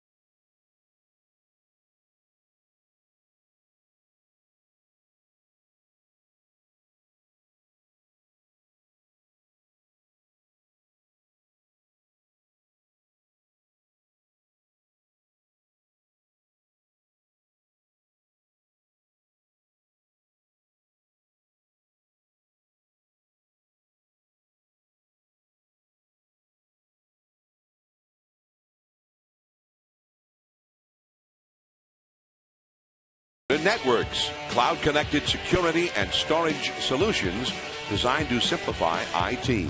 Reclaim your network with Barracuda. Now the Giants, last of the 6, no score in the game, and the big hitters are up. Posey, Pence, and then Justin Maxwell. Buster has singled to left center and grounded out to short. The curveball, and he lost the bat. Actually foul tipped that one, and then the bat ended up at the base of the backstop. Hunter Pence retrieves it for him. Yeah, that's a weird feeling. So go back, gum it up a little more. Talk about Adrian Gonzalez, how light he holds the bat. Well, you can say the exact same thing about Posey. I mean, he just lays it in his hand, makes that bat head heavy. And on a wet night, you could lose the bat, even with all the stickum. That's deep to right. Still going. Way back there. Into the number 2 archway. Buster Posey with a stand-up double. Well, he's been flirting with the high pitch all night long, and Anderson has made some location mistakes to him. And here he pays the price. A high fastball, and Posey says, all right, I'm just going to stay inside and flip it out to right field. And look at the backside power that he gets driving the ball through the right side of the field. And that's that heavy bat hit we're talking about. And look at the carry about halfway up the wall. Hunter Pence. Ball 1. And we've got a, if it's still a miss, it's a heavy, heavy mist. It's wet here at AT&T Park. We'll get a good look at it, reflected in the lights. That gets Posey over to third. Kendrick throws out. Hunter Pence. 1 away. Pence is 0 for 3 in the game. Now, this is not the type of atmosphere you think you get a lot of carry-ons. Balls hit to the outfield.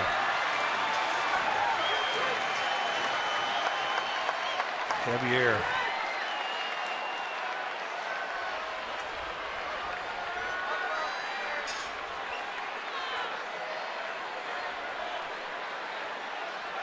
The infield comes in for the Dodgers now. Maxwell trying to put the Giants ahead here in the 6th inning. It's 0-1.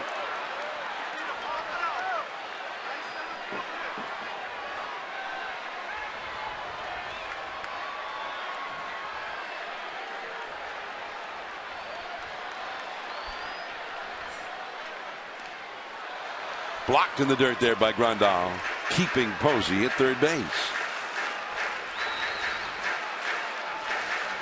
Pure 100% strikeout situation for Anderson. Get that quick 0-1, that gives you 2 pitches to go out of the strike zone, and you would hope that a hitter chases. So that's a pretty good take right there from Maxwell's perspective. Curveball. Posey holding with the infield in. Rollins throws out Maxwell. And that'll be a long walk back to the dugout. It's frustrating at that when you have a run 90 feet away and you just can't get that ball up in the air. But that's the one thing about Anderson's curveball. He gets ground balls with it. And he's got outstanding command with it down below the strike zone tonight. And as big as it is, it's not an easy one to take. You have to be aggressive with it. Now the infield drops back normal depth. Dodgers had a leadoff double from Grandal in the 5th inning. They could not get him home. Now the Giants have 2 down after Buster's leadoff double. And Susac trying to get him home. Lincecum, who's pitched 6 shutout innings.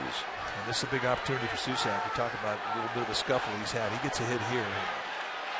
And mentally, he's right back in the groove. He walked his last time after falling behind 0-2. And now he's ahead 2-0.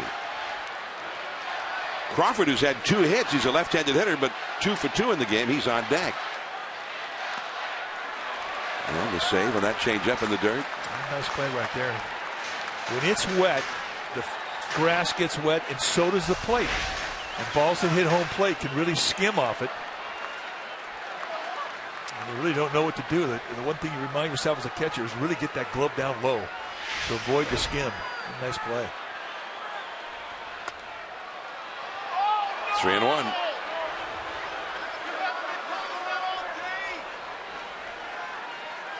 The outfield is playing deep for Susac.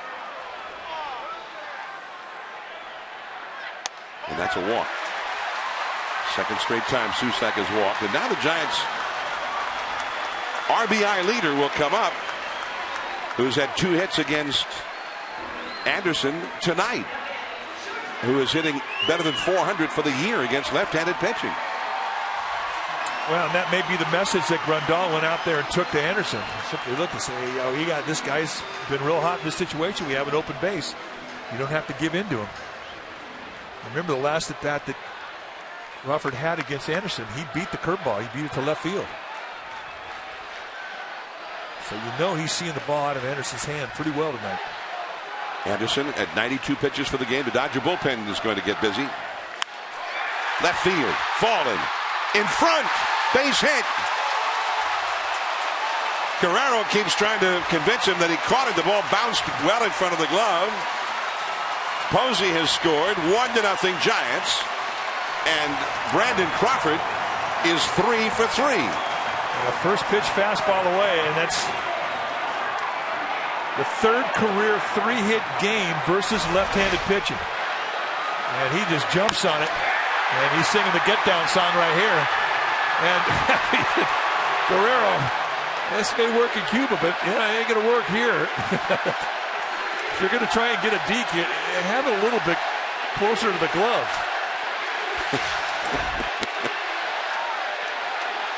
Hey, as it turned out, it was a pretty nice play from Guerrero to have that, to avoid having that ball skip by him. It's Matt Duffy trying to knock in some more. He's quickly behind in the count, 0-2. Duffy's been safe on a throwing error by Anderson, and he is struck out as Paco Rodriguez, the left-hander, warms up in the bullpen.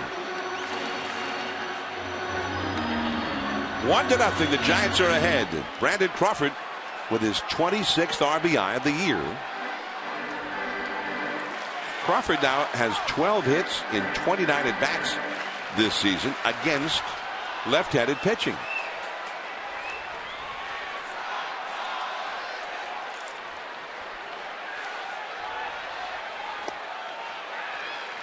A ball and 2 strikes.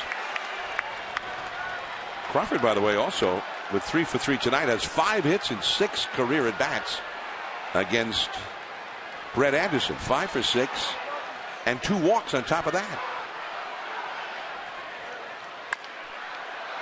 Right at the bag, Uribe forces Susac to end the inning. But the Giants have gone ahead as we head into the late innings. Alex Guerrero coming up against Mexico.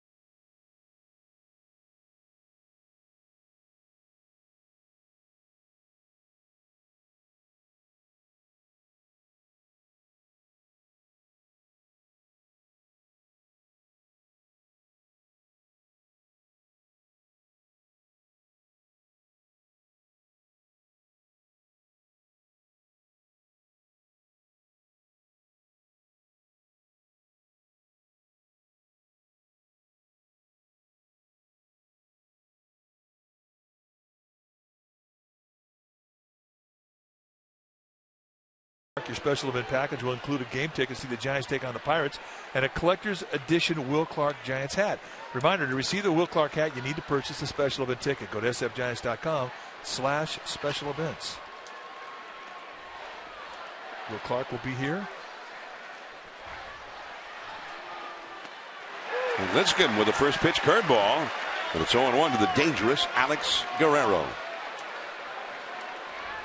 Nice first pitch curveball. Back to Lincecum. Posey with the putout, one away. We're in the 7th. Such a great job from Lincecum to mix the pitches the way that he has, and really has taken the sting out of the bats of the Dodgers tonight. And his fastball command so dramatically improved in this start than it was in his last outing.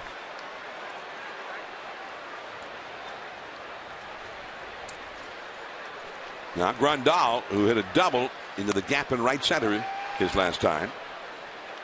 And it's ball 1. The Giants go into the overshift on the infield for him. But straight away in the outfield. Deep. Pagan. He's got it.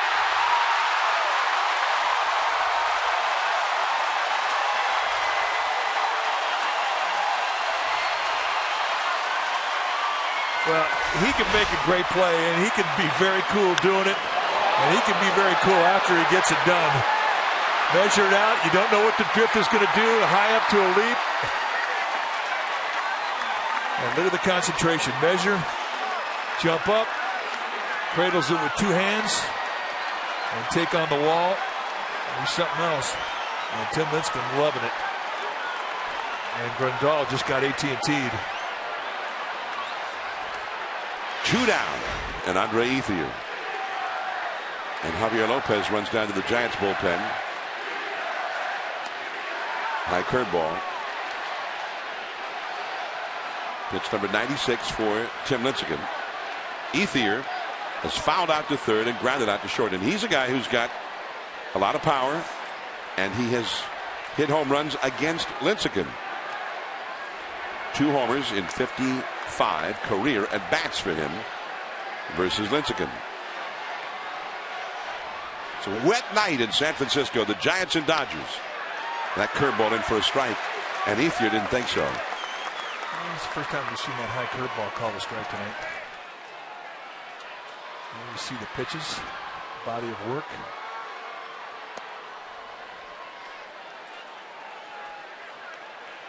The mound that Lincecum had in his outing in Cincinnati was a flatter mound than he's accustomed to having. Here, the mound he's more familiar with really has improved his fastball command. 3-1. Paco Rodriguez back up in the LA bullpen, a left-hander. As Javier Lopez, a left-hander, warms up in the Giants pen. Pagan, who had the excellent catch a moment ago, back to the screen. There is a lot of sort of really exquisite timing that goes into making a play like that at the wall. You have to time it just right, not just for where the ball is, but where you are in relation to the wall. In the dirt. Andre Ethier gets the walk. You're so mad at yourself if you're a pitcher. You have a 3-2 count, and you just make it an easy take. I mean, you at least want the pitch to be something that a hitter might consider swinging at. And I like to see this with Susak. And one of the things we start pointing out why you like a young catcher. It's this point in time where, as a catcher, you sense that pitcher's frustrated. So you simply go out and calm him down.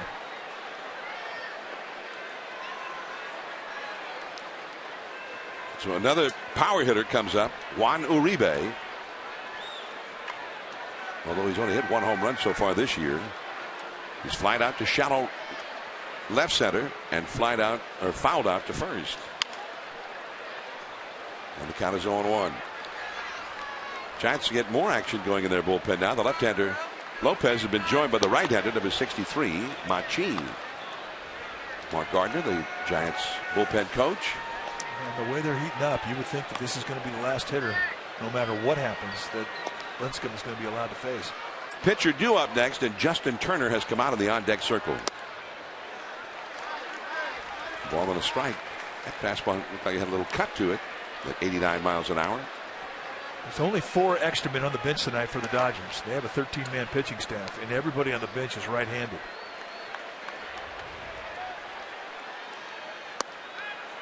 Two and one. And this becomes a big pitch for Linsky. He's at 104 pitches for the game now. Ethier, the runner at first. And back to the bag. Ethier has not stolen a base this year. But he's opportunistic. He's a good runner, and if you don't pay attention to him, he'll take off. He'll walk right into a lead.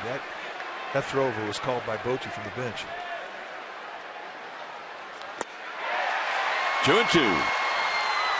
And you could throw another one, and he'll swing at that one too. But you cannot hang it. You hang breaking balls and off-speed stuff to want a rebate. That's the one he can bite you with. And if he bites you, he can leave this ballpark. You can throw another one down the dirt, and he will get after it.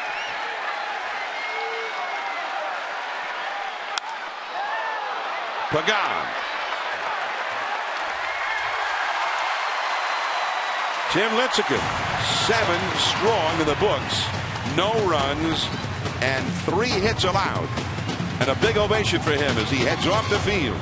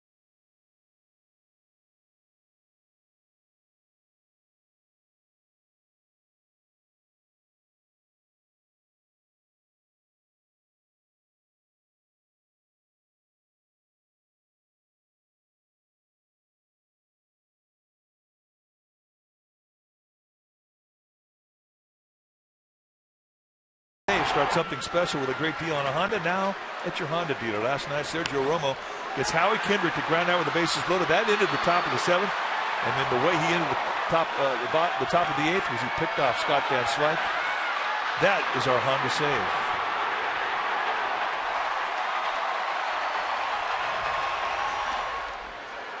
Well, we have another game very similar going on here. Tim Lincecum's night is over as Casey McGee comes up as a pinch hitter, and Anderson's curve is in the dirt for ball 1. And Sergio Romo is warming up in the Giants bullpen again.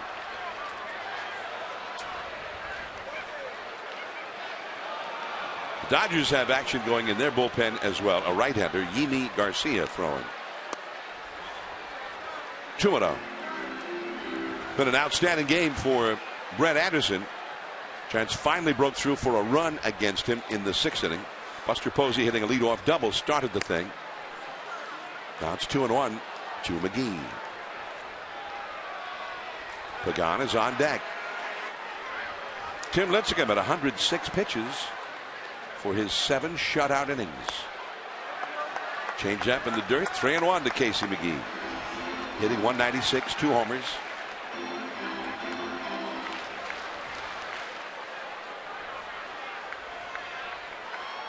The outfield shaded toward right against McGee.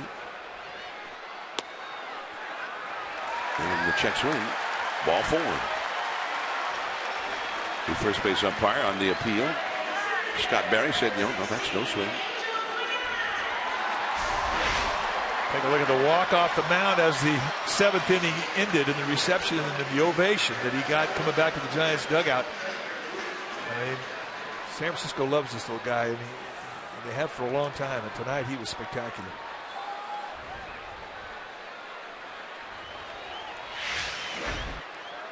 Lincecum, who came into the game with a 2.43 ERA.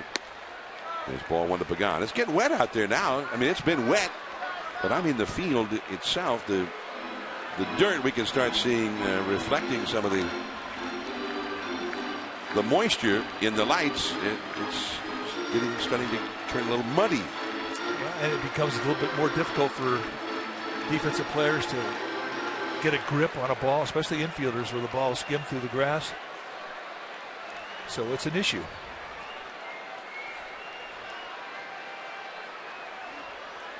Big opening on the right side of the infield with Gonzalez on the bag with McGee. The second baseman pulled well over toward the middle. And that's a strike called from Anderson. Pagan is grounded out to third, struck out, and grounded out to short. 0 for 3 in the game. 1-0 Giants in the 7th.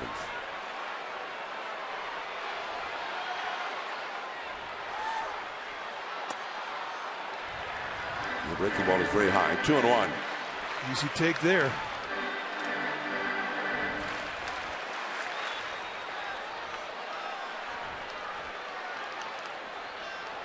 Mound's still holding up well. There's no slipping points on the mound. That's the one thing you concern yourself with.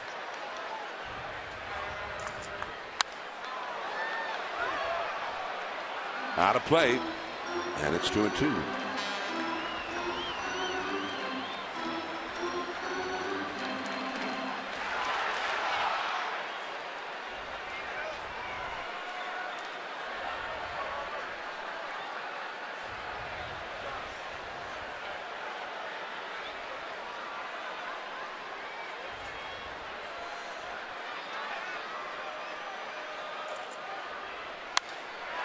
On the right field line, foul into the crowd.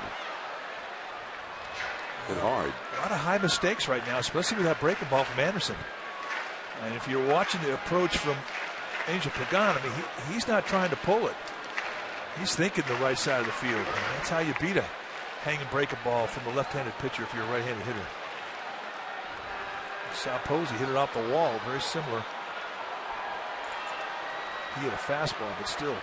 Opposite way. McGee, who's not a fast runner, hangs on at first.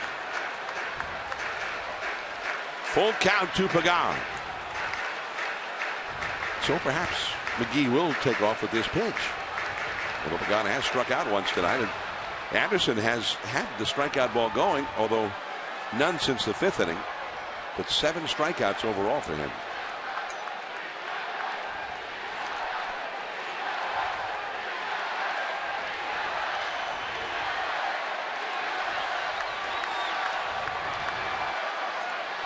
Guerrero, the second baseman, Kendrick, way over toward the middle. McGee not running. That is a fair ball. And Uribe with a long throw to first to get Pagan. That was a great play. That was an outstanding play, simply because it was an awkward way that Uribe received it. He didn't really have a time to shuffle step to get his legs into the throw, and he knew he didn't have a lot of time because of the speed of Pagan. Gets it out of his back leg and just off balance. Throws a rainbow over to Gonzalez, and they get him by a bunch. That's a great play. Well, Uribe, who has become a Gold Glove caliber third baseman as a Dodger. Don Mattingly, he's got the right-hander Yimi Garcia ready in the bullpen, and Joe Panic, the left-handed hitter, coming up. And then Posey, the right-handed hitter, right after him. And so what do you think that meeting was about here with the left-handed hitting Panic coming on? Anderson is at 109 pitches for the night. I think he wanted to look into his eye, see if he had any more ferocity. I mean, this is a strikeout, or I'm sorry, this is not a strikeout situation. I mean, he just has to pitch his game. And perhaps that may have been the message. Got an open base here. Be careful. Don't give this guy anything good to hit. And the curveball for a strike. Yeah, that was a good breaking ball, too. On his 110th pitch of the night. Panic is grounded out and twice flied out against Brett Anderson. 0 for 3 in the game. McGee takes off, and he'll make it. And that changes everything.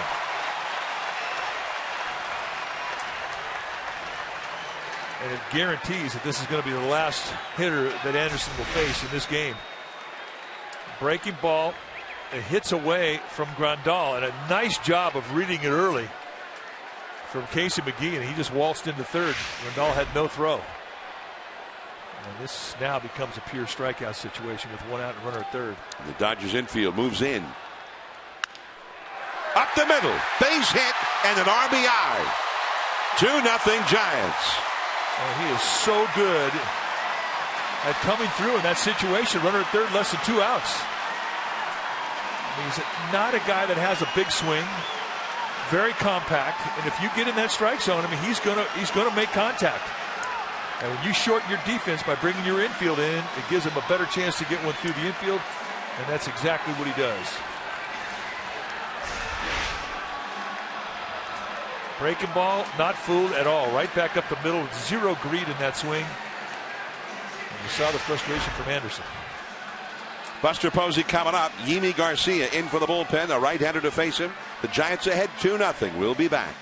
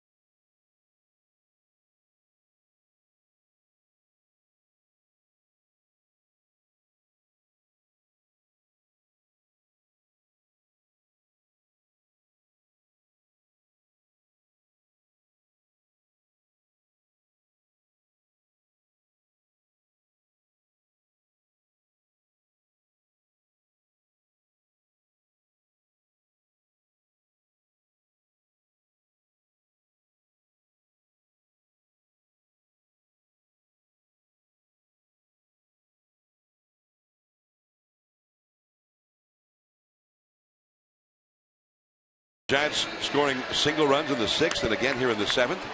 And a new pitcher has come on for the Dodgers in relief of Brett Anderson, the big hard-throwing right-hander, young Yimi Garcia.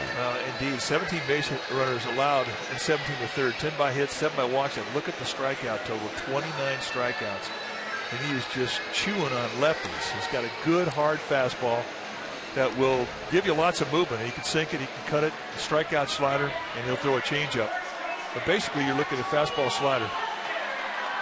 Justin Turner in the game on the double switch. He'll play third base.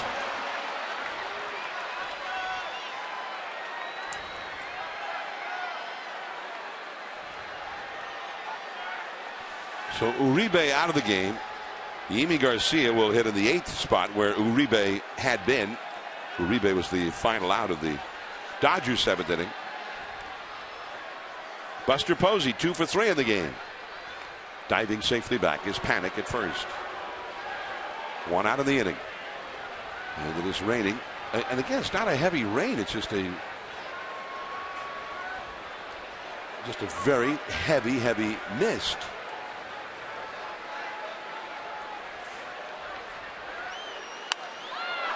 Popped up foul behind the plate, and that will reach back into the crowd, well behind the backstop. Strike 1.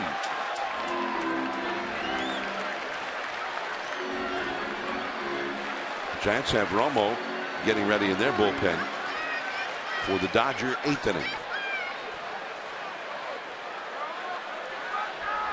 You'll have Turner, and then the top of the order, Peterson and Rollins, a left-handed hitter and a switch hitter. After the right-handed hitting, Turner. 2-0 Giants. 1 out. Panic at first.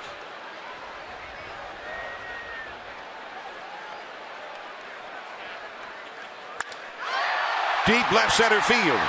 Way back there. Goodbye.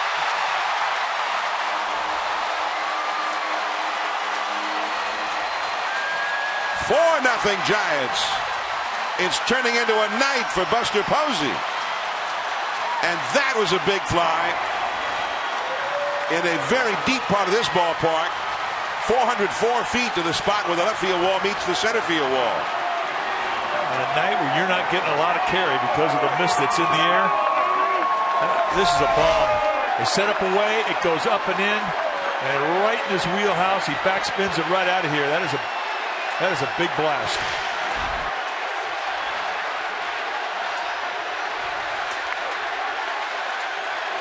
And this ballpark is in a frenzy at the moment. Called a strike to Pence. It's just such a pure swing. And Don Mattingly, that's the view he got of it right there. And he knew off the crack of the bat.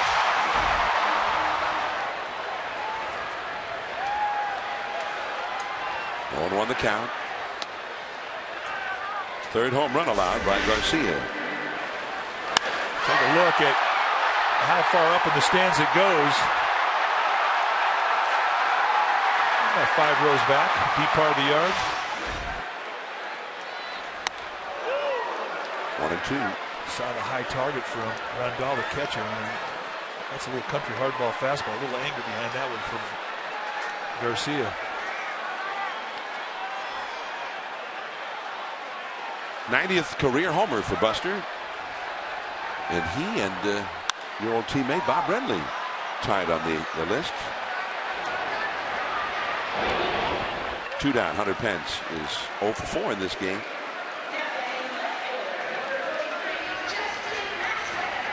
Buster's 7th home run of this season. It gives him 21 RBIs. Get that foot down and now watch the backside throw. Knob lead and just stays inside it. Just absolute textbook picture perfect pure.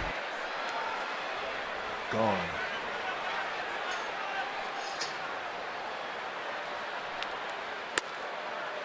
That's a called strike to Justin Maxwell. Fred Anderson can really think about what might have been. Well, as well as he pitched, still ends up giving up 3 runs to his record. Jimmy Rollins throws that wet baseball and gets it there. Buster Posey, the MLB app, saying that his ball was a 427-foot true distance. Left the bat at 105 miles an hour. Quite a shot.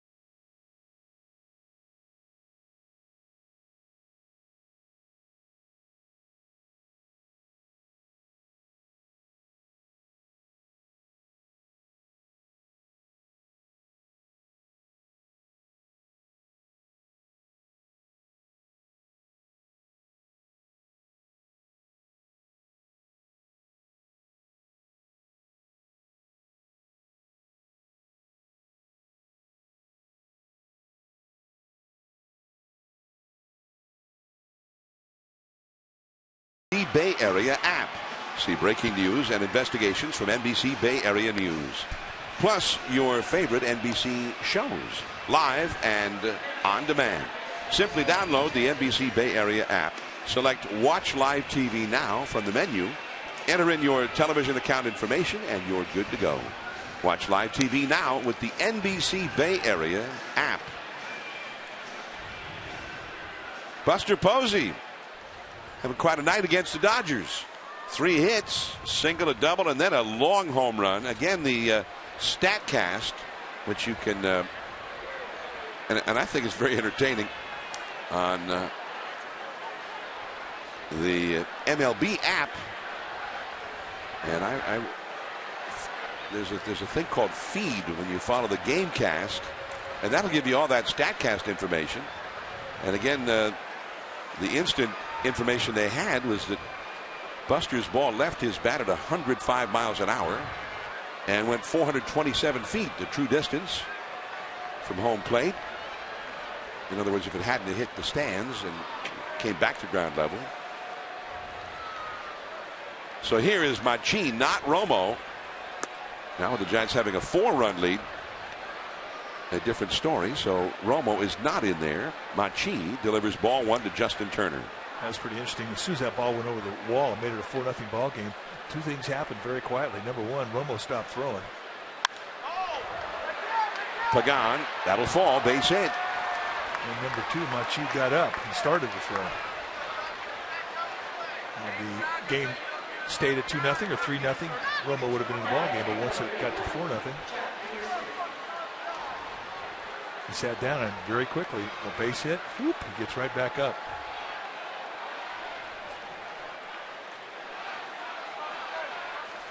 Jock Peterson now. It's sloppy. It's wet. And when I say sloppy, we had that close up of the mound in the previous inning. And it still looked pretty good. Pretty reliable if you were the pitcher. Well, I mean, that's one of the things that the umpire will look at. He'll look at the footing for the pitcher, number 1. He'll look at the footing for the hitter. And then he'll look at the footing of the defense. You'd be surprised at how far they'll let it go. Depending on game situation, where the inning is.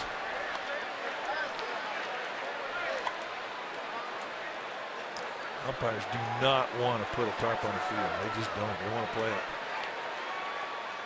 But their first concern is to the injury and the potential injury that weather could provide to have a player hurt themselves.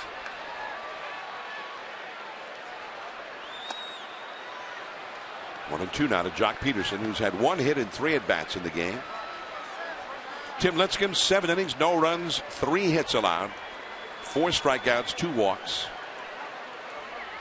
And he moved ahead of Carl Hubble, the Hall of Famer, on the all-time list of strikeout leaders in Giants history. 2 and 2. That was the football.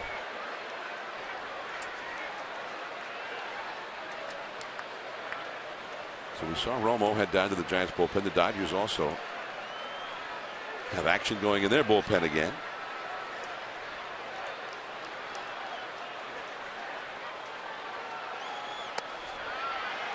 Well, from 0-2 now it's gone to 3-2. And it looked to me like he had a little problem with the grip on that football. He just sort of squirted out of his hand.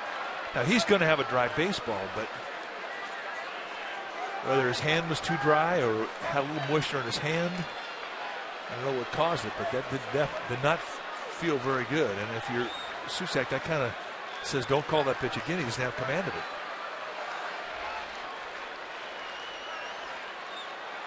And there was the fastball, and Peterson was on it.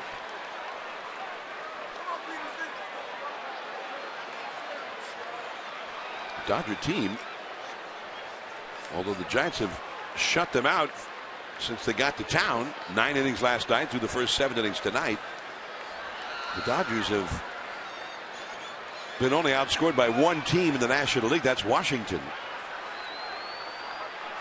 Dodgers have averaged 5 runs a game this year, and they have hit more homers than any other team. Over the screen. 3-2. And that's what Peterson will do. I mean, he's not a prototypical leadoff hitter that'll make an adjustment with 2 strikes, take swing out, and try and go the opposite way, or just get short and compact. He is swinging for home runs. I mean, he just has that hack. Very aggressive swinger. And that makes him unlike a lot of leadoff hitters in the major leagues.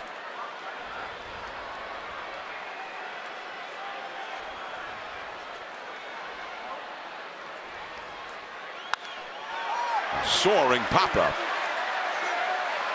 Posey looking up into the rain. Oh, he's got it! Wow! And he just did avoid catapulting himself over that railing into the Dodger dugout. Well, you're not going to get a lot of help over there in that dugout. And this was anything but easy given the atmosphere, and he used every bit of that first baseman's glove. And believe me, he was on his own. And he just does manage to stay on the field side and not fall into that dugout. What a play.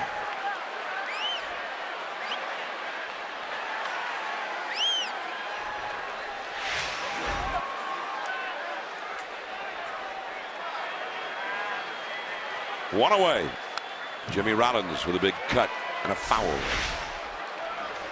One more look at the pop-up dance by Buster Posey. And you just don't get. Is Van Slyke giving him the evil eye there? He's got some good evil eye. I mean, that was beyond stank eye. That was pure evil eye. Big difference. You come over here. You stuck your arm in our dugout. You're lucky we let you keep that arm.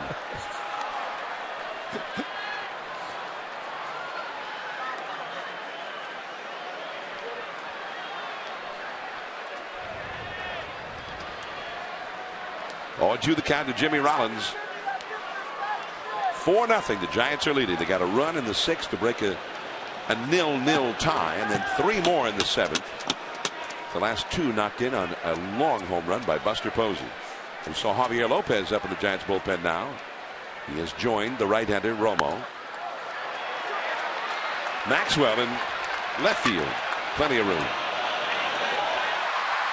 Although nothing in the air looks easy right now with the rain and the wind. Rollins is 0 for 4, 2 down, and here is Howie Kendrick. He's struggling. Kind of gave you the face that you have when you're looking up into the mist, the heavy mist. I mean, you are getting hit in the eyes with some of that moisture. 2 down. Turner still at first. Kendrick down the right field line, just fair. Pence has to go dig it out. Turner is still going. He'll stop at third. Held up by Lorenzo Bundy, the third base coach. And the Dodgers have their shot now. Their best hitter, their biggest RBI man, coming up with 2 men on. And Bruce Bochy's going to bring in the left-hander, Javier Lopez, to face Adrian Gonzalez. 4-0 Giants here in the 8th inning. And we'll be right back for the confrontation.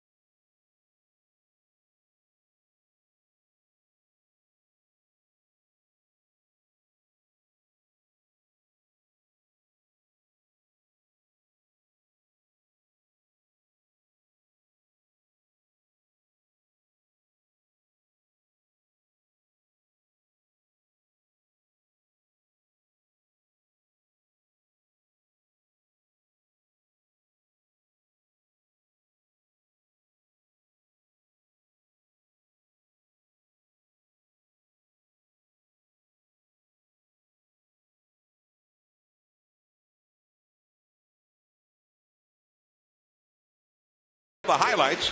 Comcast Sportsnet has complete Giants coverage on Sportsnet Central every night at 10:30. Comcast Sportsnet, authentic Bay Area sports. Well, Buster's had a big night as the Giants' first baseman. And now the Dodgers' regular first baseman, Adrian Gonzalez, will come up. Javier Lopez to try and neutralize him here. A base hit with runners at second and third could cut the Giants' lead in half. So Gonzalez in a spot trying to launch the Dodgers right back into this game. Gonzalez 2 for 12 lifetime against Javier Lopez. The league, I mean, that's 167. And the league hit 100 against Lopez this year. So, I mean, he's really been game on here early on this season. Off to a nice start. And he gets a quick 0-1. Turner at third, Kendrick at second. Giants had the shift on in the infield. Right up the first base line and just fouled. 0-2. Adrian Gonzalez is checking the bat to make sure it's in one solid piece, and apparently it is not. Cracked his bat on that one.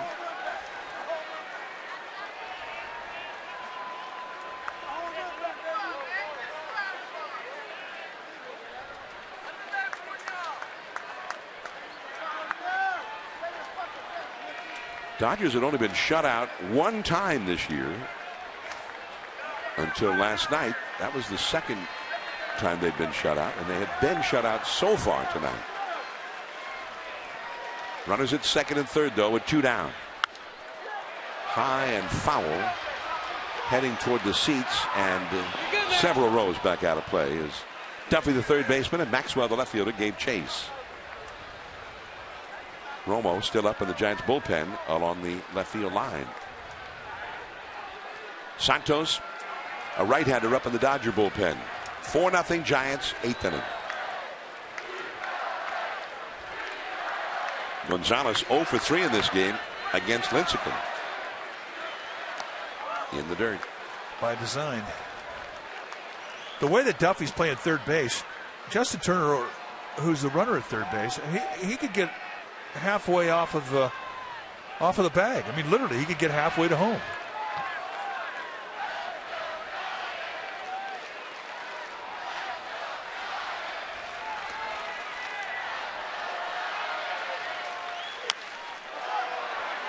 There's Brandon Crawford, and that is the inning. Javier Lopez doing that thing he does so well again. Buster Posey made a great catch in the inning and got the evil eye from Andy Van Slyger, son Scott.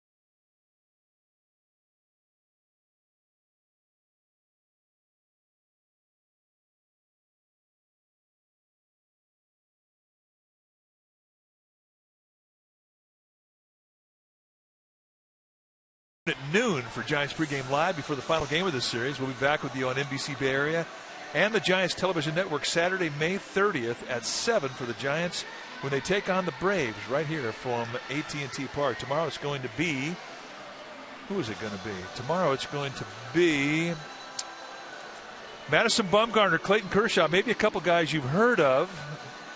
It'll be round 3 between these two great left-handers. So join us if you would. I'd love to have you. 4-0. The Giants leading the Dodgers as we go to the last half of the 8th inning. And a new pitcher, Sergio Santos, in for the Dodgers. Take a look at the numbers from Santos. 11 strikeouts in 10 innings. 6.10 ERA, so he's been spanked around a little bit. 6 walks and 10 1/3 allowed. He's got a good fastball. He's got a little cut to the fastball, and he'll throw a hard slider. He's got a changeup, but you don't see a whole lot of it unless you're hitting from the left side.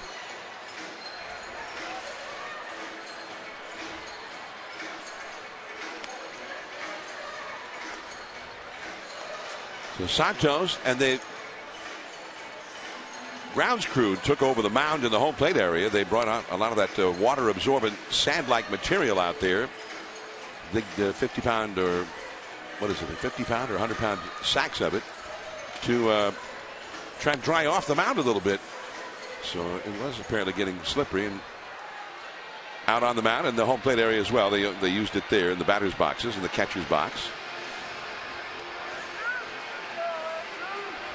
The Giants come up with Andrew Susac to lead off here against the new Dodger pitcher. 4 runs, 7 hits for the Giants. No runs, 5 hits, and 1 error for the Dodgers. There it is. The Turfus is what the Giants are using. And by the way, now that they've done that, it looks like it's cleared up. Did that heavy mist? Well, that's how good the Turfus is. I mean, not only does it clean up the moisture on the mound, it sucks the moisture right out of the sky. Wow, that is really good stuff. We better get some of that for our house.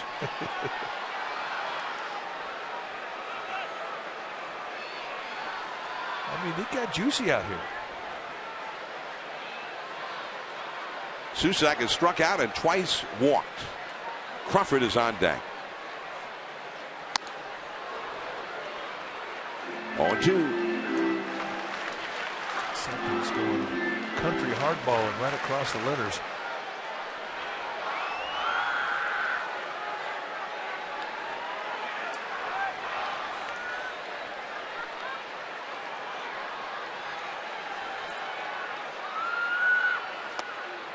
And the slider is too low. You know, he's had 2 walks tonight, and I said earlier, you can walk yourself out of a slump, and it's so true.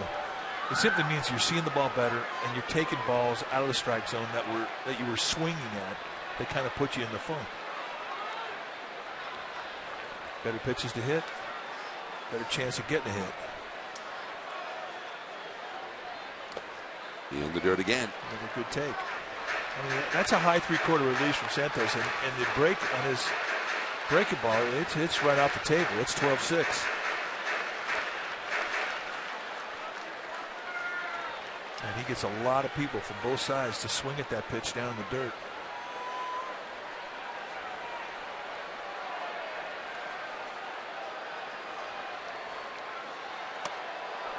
Little bit too high. Easy take there. And that was a changeup. That's why he didn't throw a lot of them, because he didn't have great command of it. That's him talking it over with the Hunter Prince.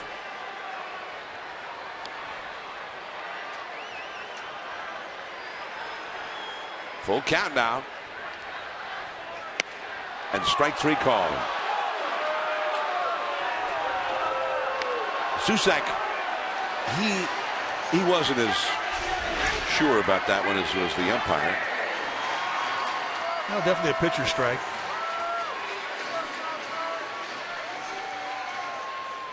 And he's saying the ball's down. He should know it. He knows what the strike zone is. He's been in a squat all night long. Brandon Crawford, 3 hits against the left-handed Dodger pitcher Brett Anderson. He knocked in the first run back in the 6th inning. 3 for 3 with an RBI for Crawford. Let's see how he does against the right-hander this time. He's hitting .300 overall for the season now. and is the Giants' RBI leader for the season. 26 runs batted in. Jeremy Affeldt, the left-hander, is warming up in the Giants bullpen now.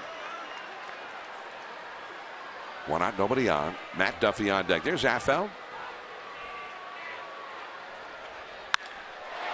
It's that one hard. Guerrero. I mean, it's the point now, the kind of first half that Crawford has had. You expect him to hit the ball on the dot every at bat. He has been locked in since the very first day of the season. Well, and it's been fun to watch because not just fun to watch, but extremely valuable for the Giants because they've had a hard time scoring runs for a good part of the early days of the year. And a lot of times he was the one guy knocking people in. Even though he'd been hitting 7th or 8th in the order, he, as we say, leads the team in RBIs.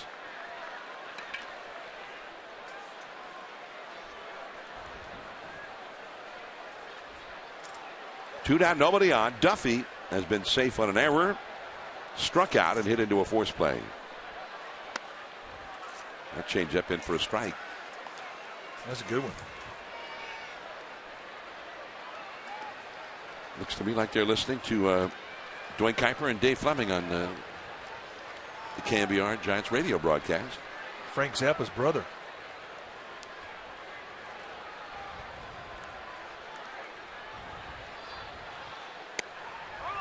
Strike 3 called to Duffy. That low strike again. The Giants are down in order. Last chance for the Dodgers. We go to the 9th. 4-0 Giants.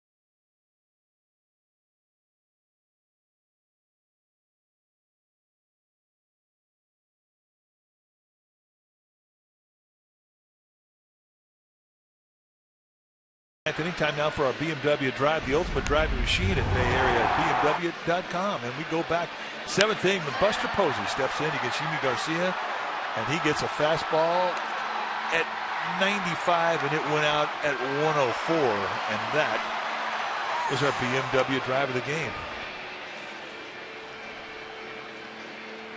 Buster Posey, who tonight was not the catcher for Tim Lincecum. He caught Lincecum for the last couple of starts prior, and won an excellent outing for Tim Lincecum, and then one in Cincinnati not so great. He had 6 shutout innings against Miami a couple of starts ago with Posey behind the plate. Posey the first baseman tonight. Still a beautiful partnership though. Buster provided much of the Giants offense. And there's a swinging strike 1 by Alex Guerrero, who has struck out, flied out to shallow right center, and hit a comebacker. All of that was against Lincecum, who pitched 7 shutout innings. And curveball, strike 2 of the foul ball over to the dugout. Giants with 1 run in the 6th. Posey started that rally with a double, and with 2 down, Crawford singled him home. They got 3 runs in the 7th. Panic knocked in one of them, and then Posey's long home run for the other 2. And that is foul. I'm impressed he made contact with that thing. With Affeldt, you get a low 90 sinking fastball with a big curveball and a forkball, and he likes to throw that forkball to right-handers as a strikeout pitch. Rare that he'll throw it for a strike. It's usually down below the strike zone that he'll go with it. Strike 3 called. And Guerrero was not guessing fastball.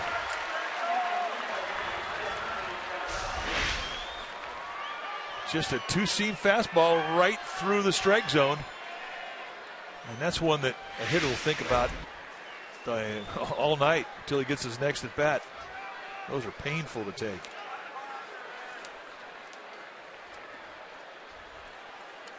So 0 for 4 for Guerrero. Here's Grandal, a switch hitter. He probably had the best at bats for the night against Lincecum. He had a double into the gap in right center in the 5th inning and sent Pagan all the way back to the center field wall.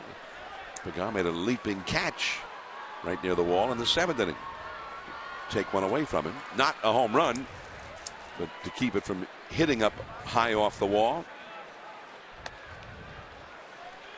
1 ball, 1 strike. That curveball didn't work. Yeah, kind of squirted out of his hand. The Giants, who were 4-10. The Dodgers came to town for the first time back in April 21st, and they've had the best record in the league since then. And that is a good curveball. Strike 2 called. Coming into play tonight, since the time they were 4-10 and the Dodgers first arrived in town back in April, the Giants have gone 17-8. And they lead tonight 4-0 here in the 9th. Foul tip. Stays alive. Does Grandal. 1 ball, 2 strikes. Dodgers have been 2 different teams. When the Dodgers have been home this year, they have been spectacularly good. 17-5 at home. But they've had a losing record on the road. 7-9 on the road, and they have not won any games here.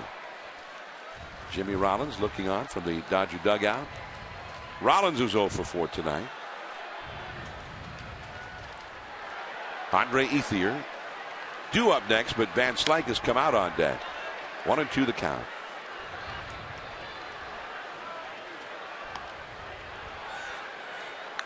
And you said at the very outset of the telecast, Mike, the Giants pitching, the starting pitching lately has been sensational. And the Giants have been exceedingly good here at home, going back to that series with the Dodgers back in April after they lost their first 5 home games. Panic. Can he get it? The throw. 1 hot. And Buster takes care of it. Out number 2. Well done. Well, you watch Buster Posey make a play like this, and you think he plays first base every day. Because you kind of get caught. Do I go out to get it, or do I back up and get it? So he backs up, takes the high hop belt high on the backhand side. And it winds up being a nice play for Panic and Posey. Now Scott Van Slyke up as the pinch hitter for Andre Ethier. 2 down, nobody on. The curveball in the dirt.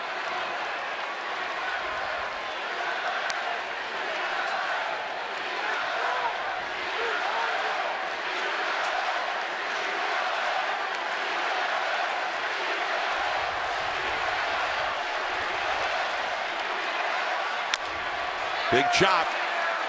Duffy, and that hop got him. He played it very aggressively. Van Slyke moves fairly well for a big guy, especially. Yeah, that's got to be a base hit. The Dodgers are still alive, and now a pinch hitter will come up, and the Giants send their closer down to the bullpen. Santiago Casilla will start to get ready. And the Dodgers send up Kike Hernandez up as a pinch hitter for the pitcher Sergio Santos.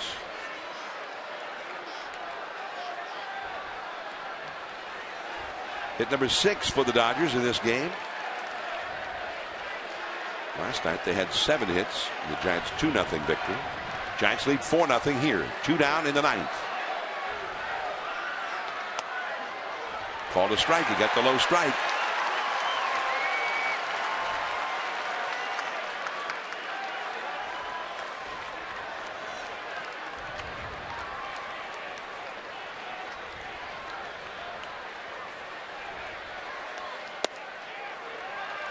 A ball and a strike now. Affeldt has given up a couple of home runs, and he doesn't often give up home runs. Right to Crawford, and the ball game is over. A scoreless 9th inning for Affeldt to finish off another Giants shutout, the 7th of the year for the Giants. And as you pointed out at the top of the telecast, Mike, they had 5 of them coming just in this month. That's their 6th just in the month of May.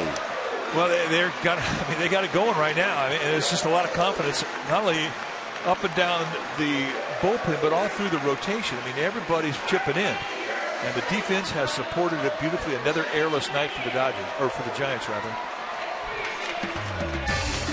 4-0. The Giants beat the Dodgers again. They're 5-0 against the Dodgers in San Francisco so far this year. We're going to have a lot more from AT&T Park.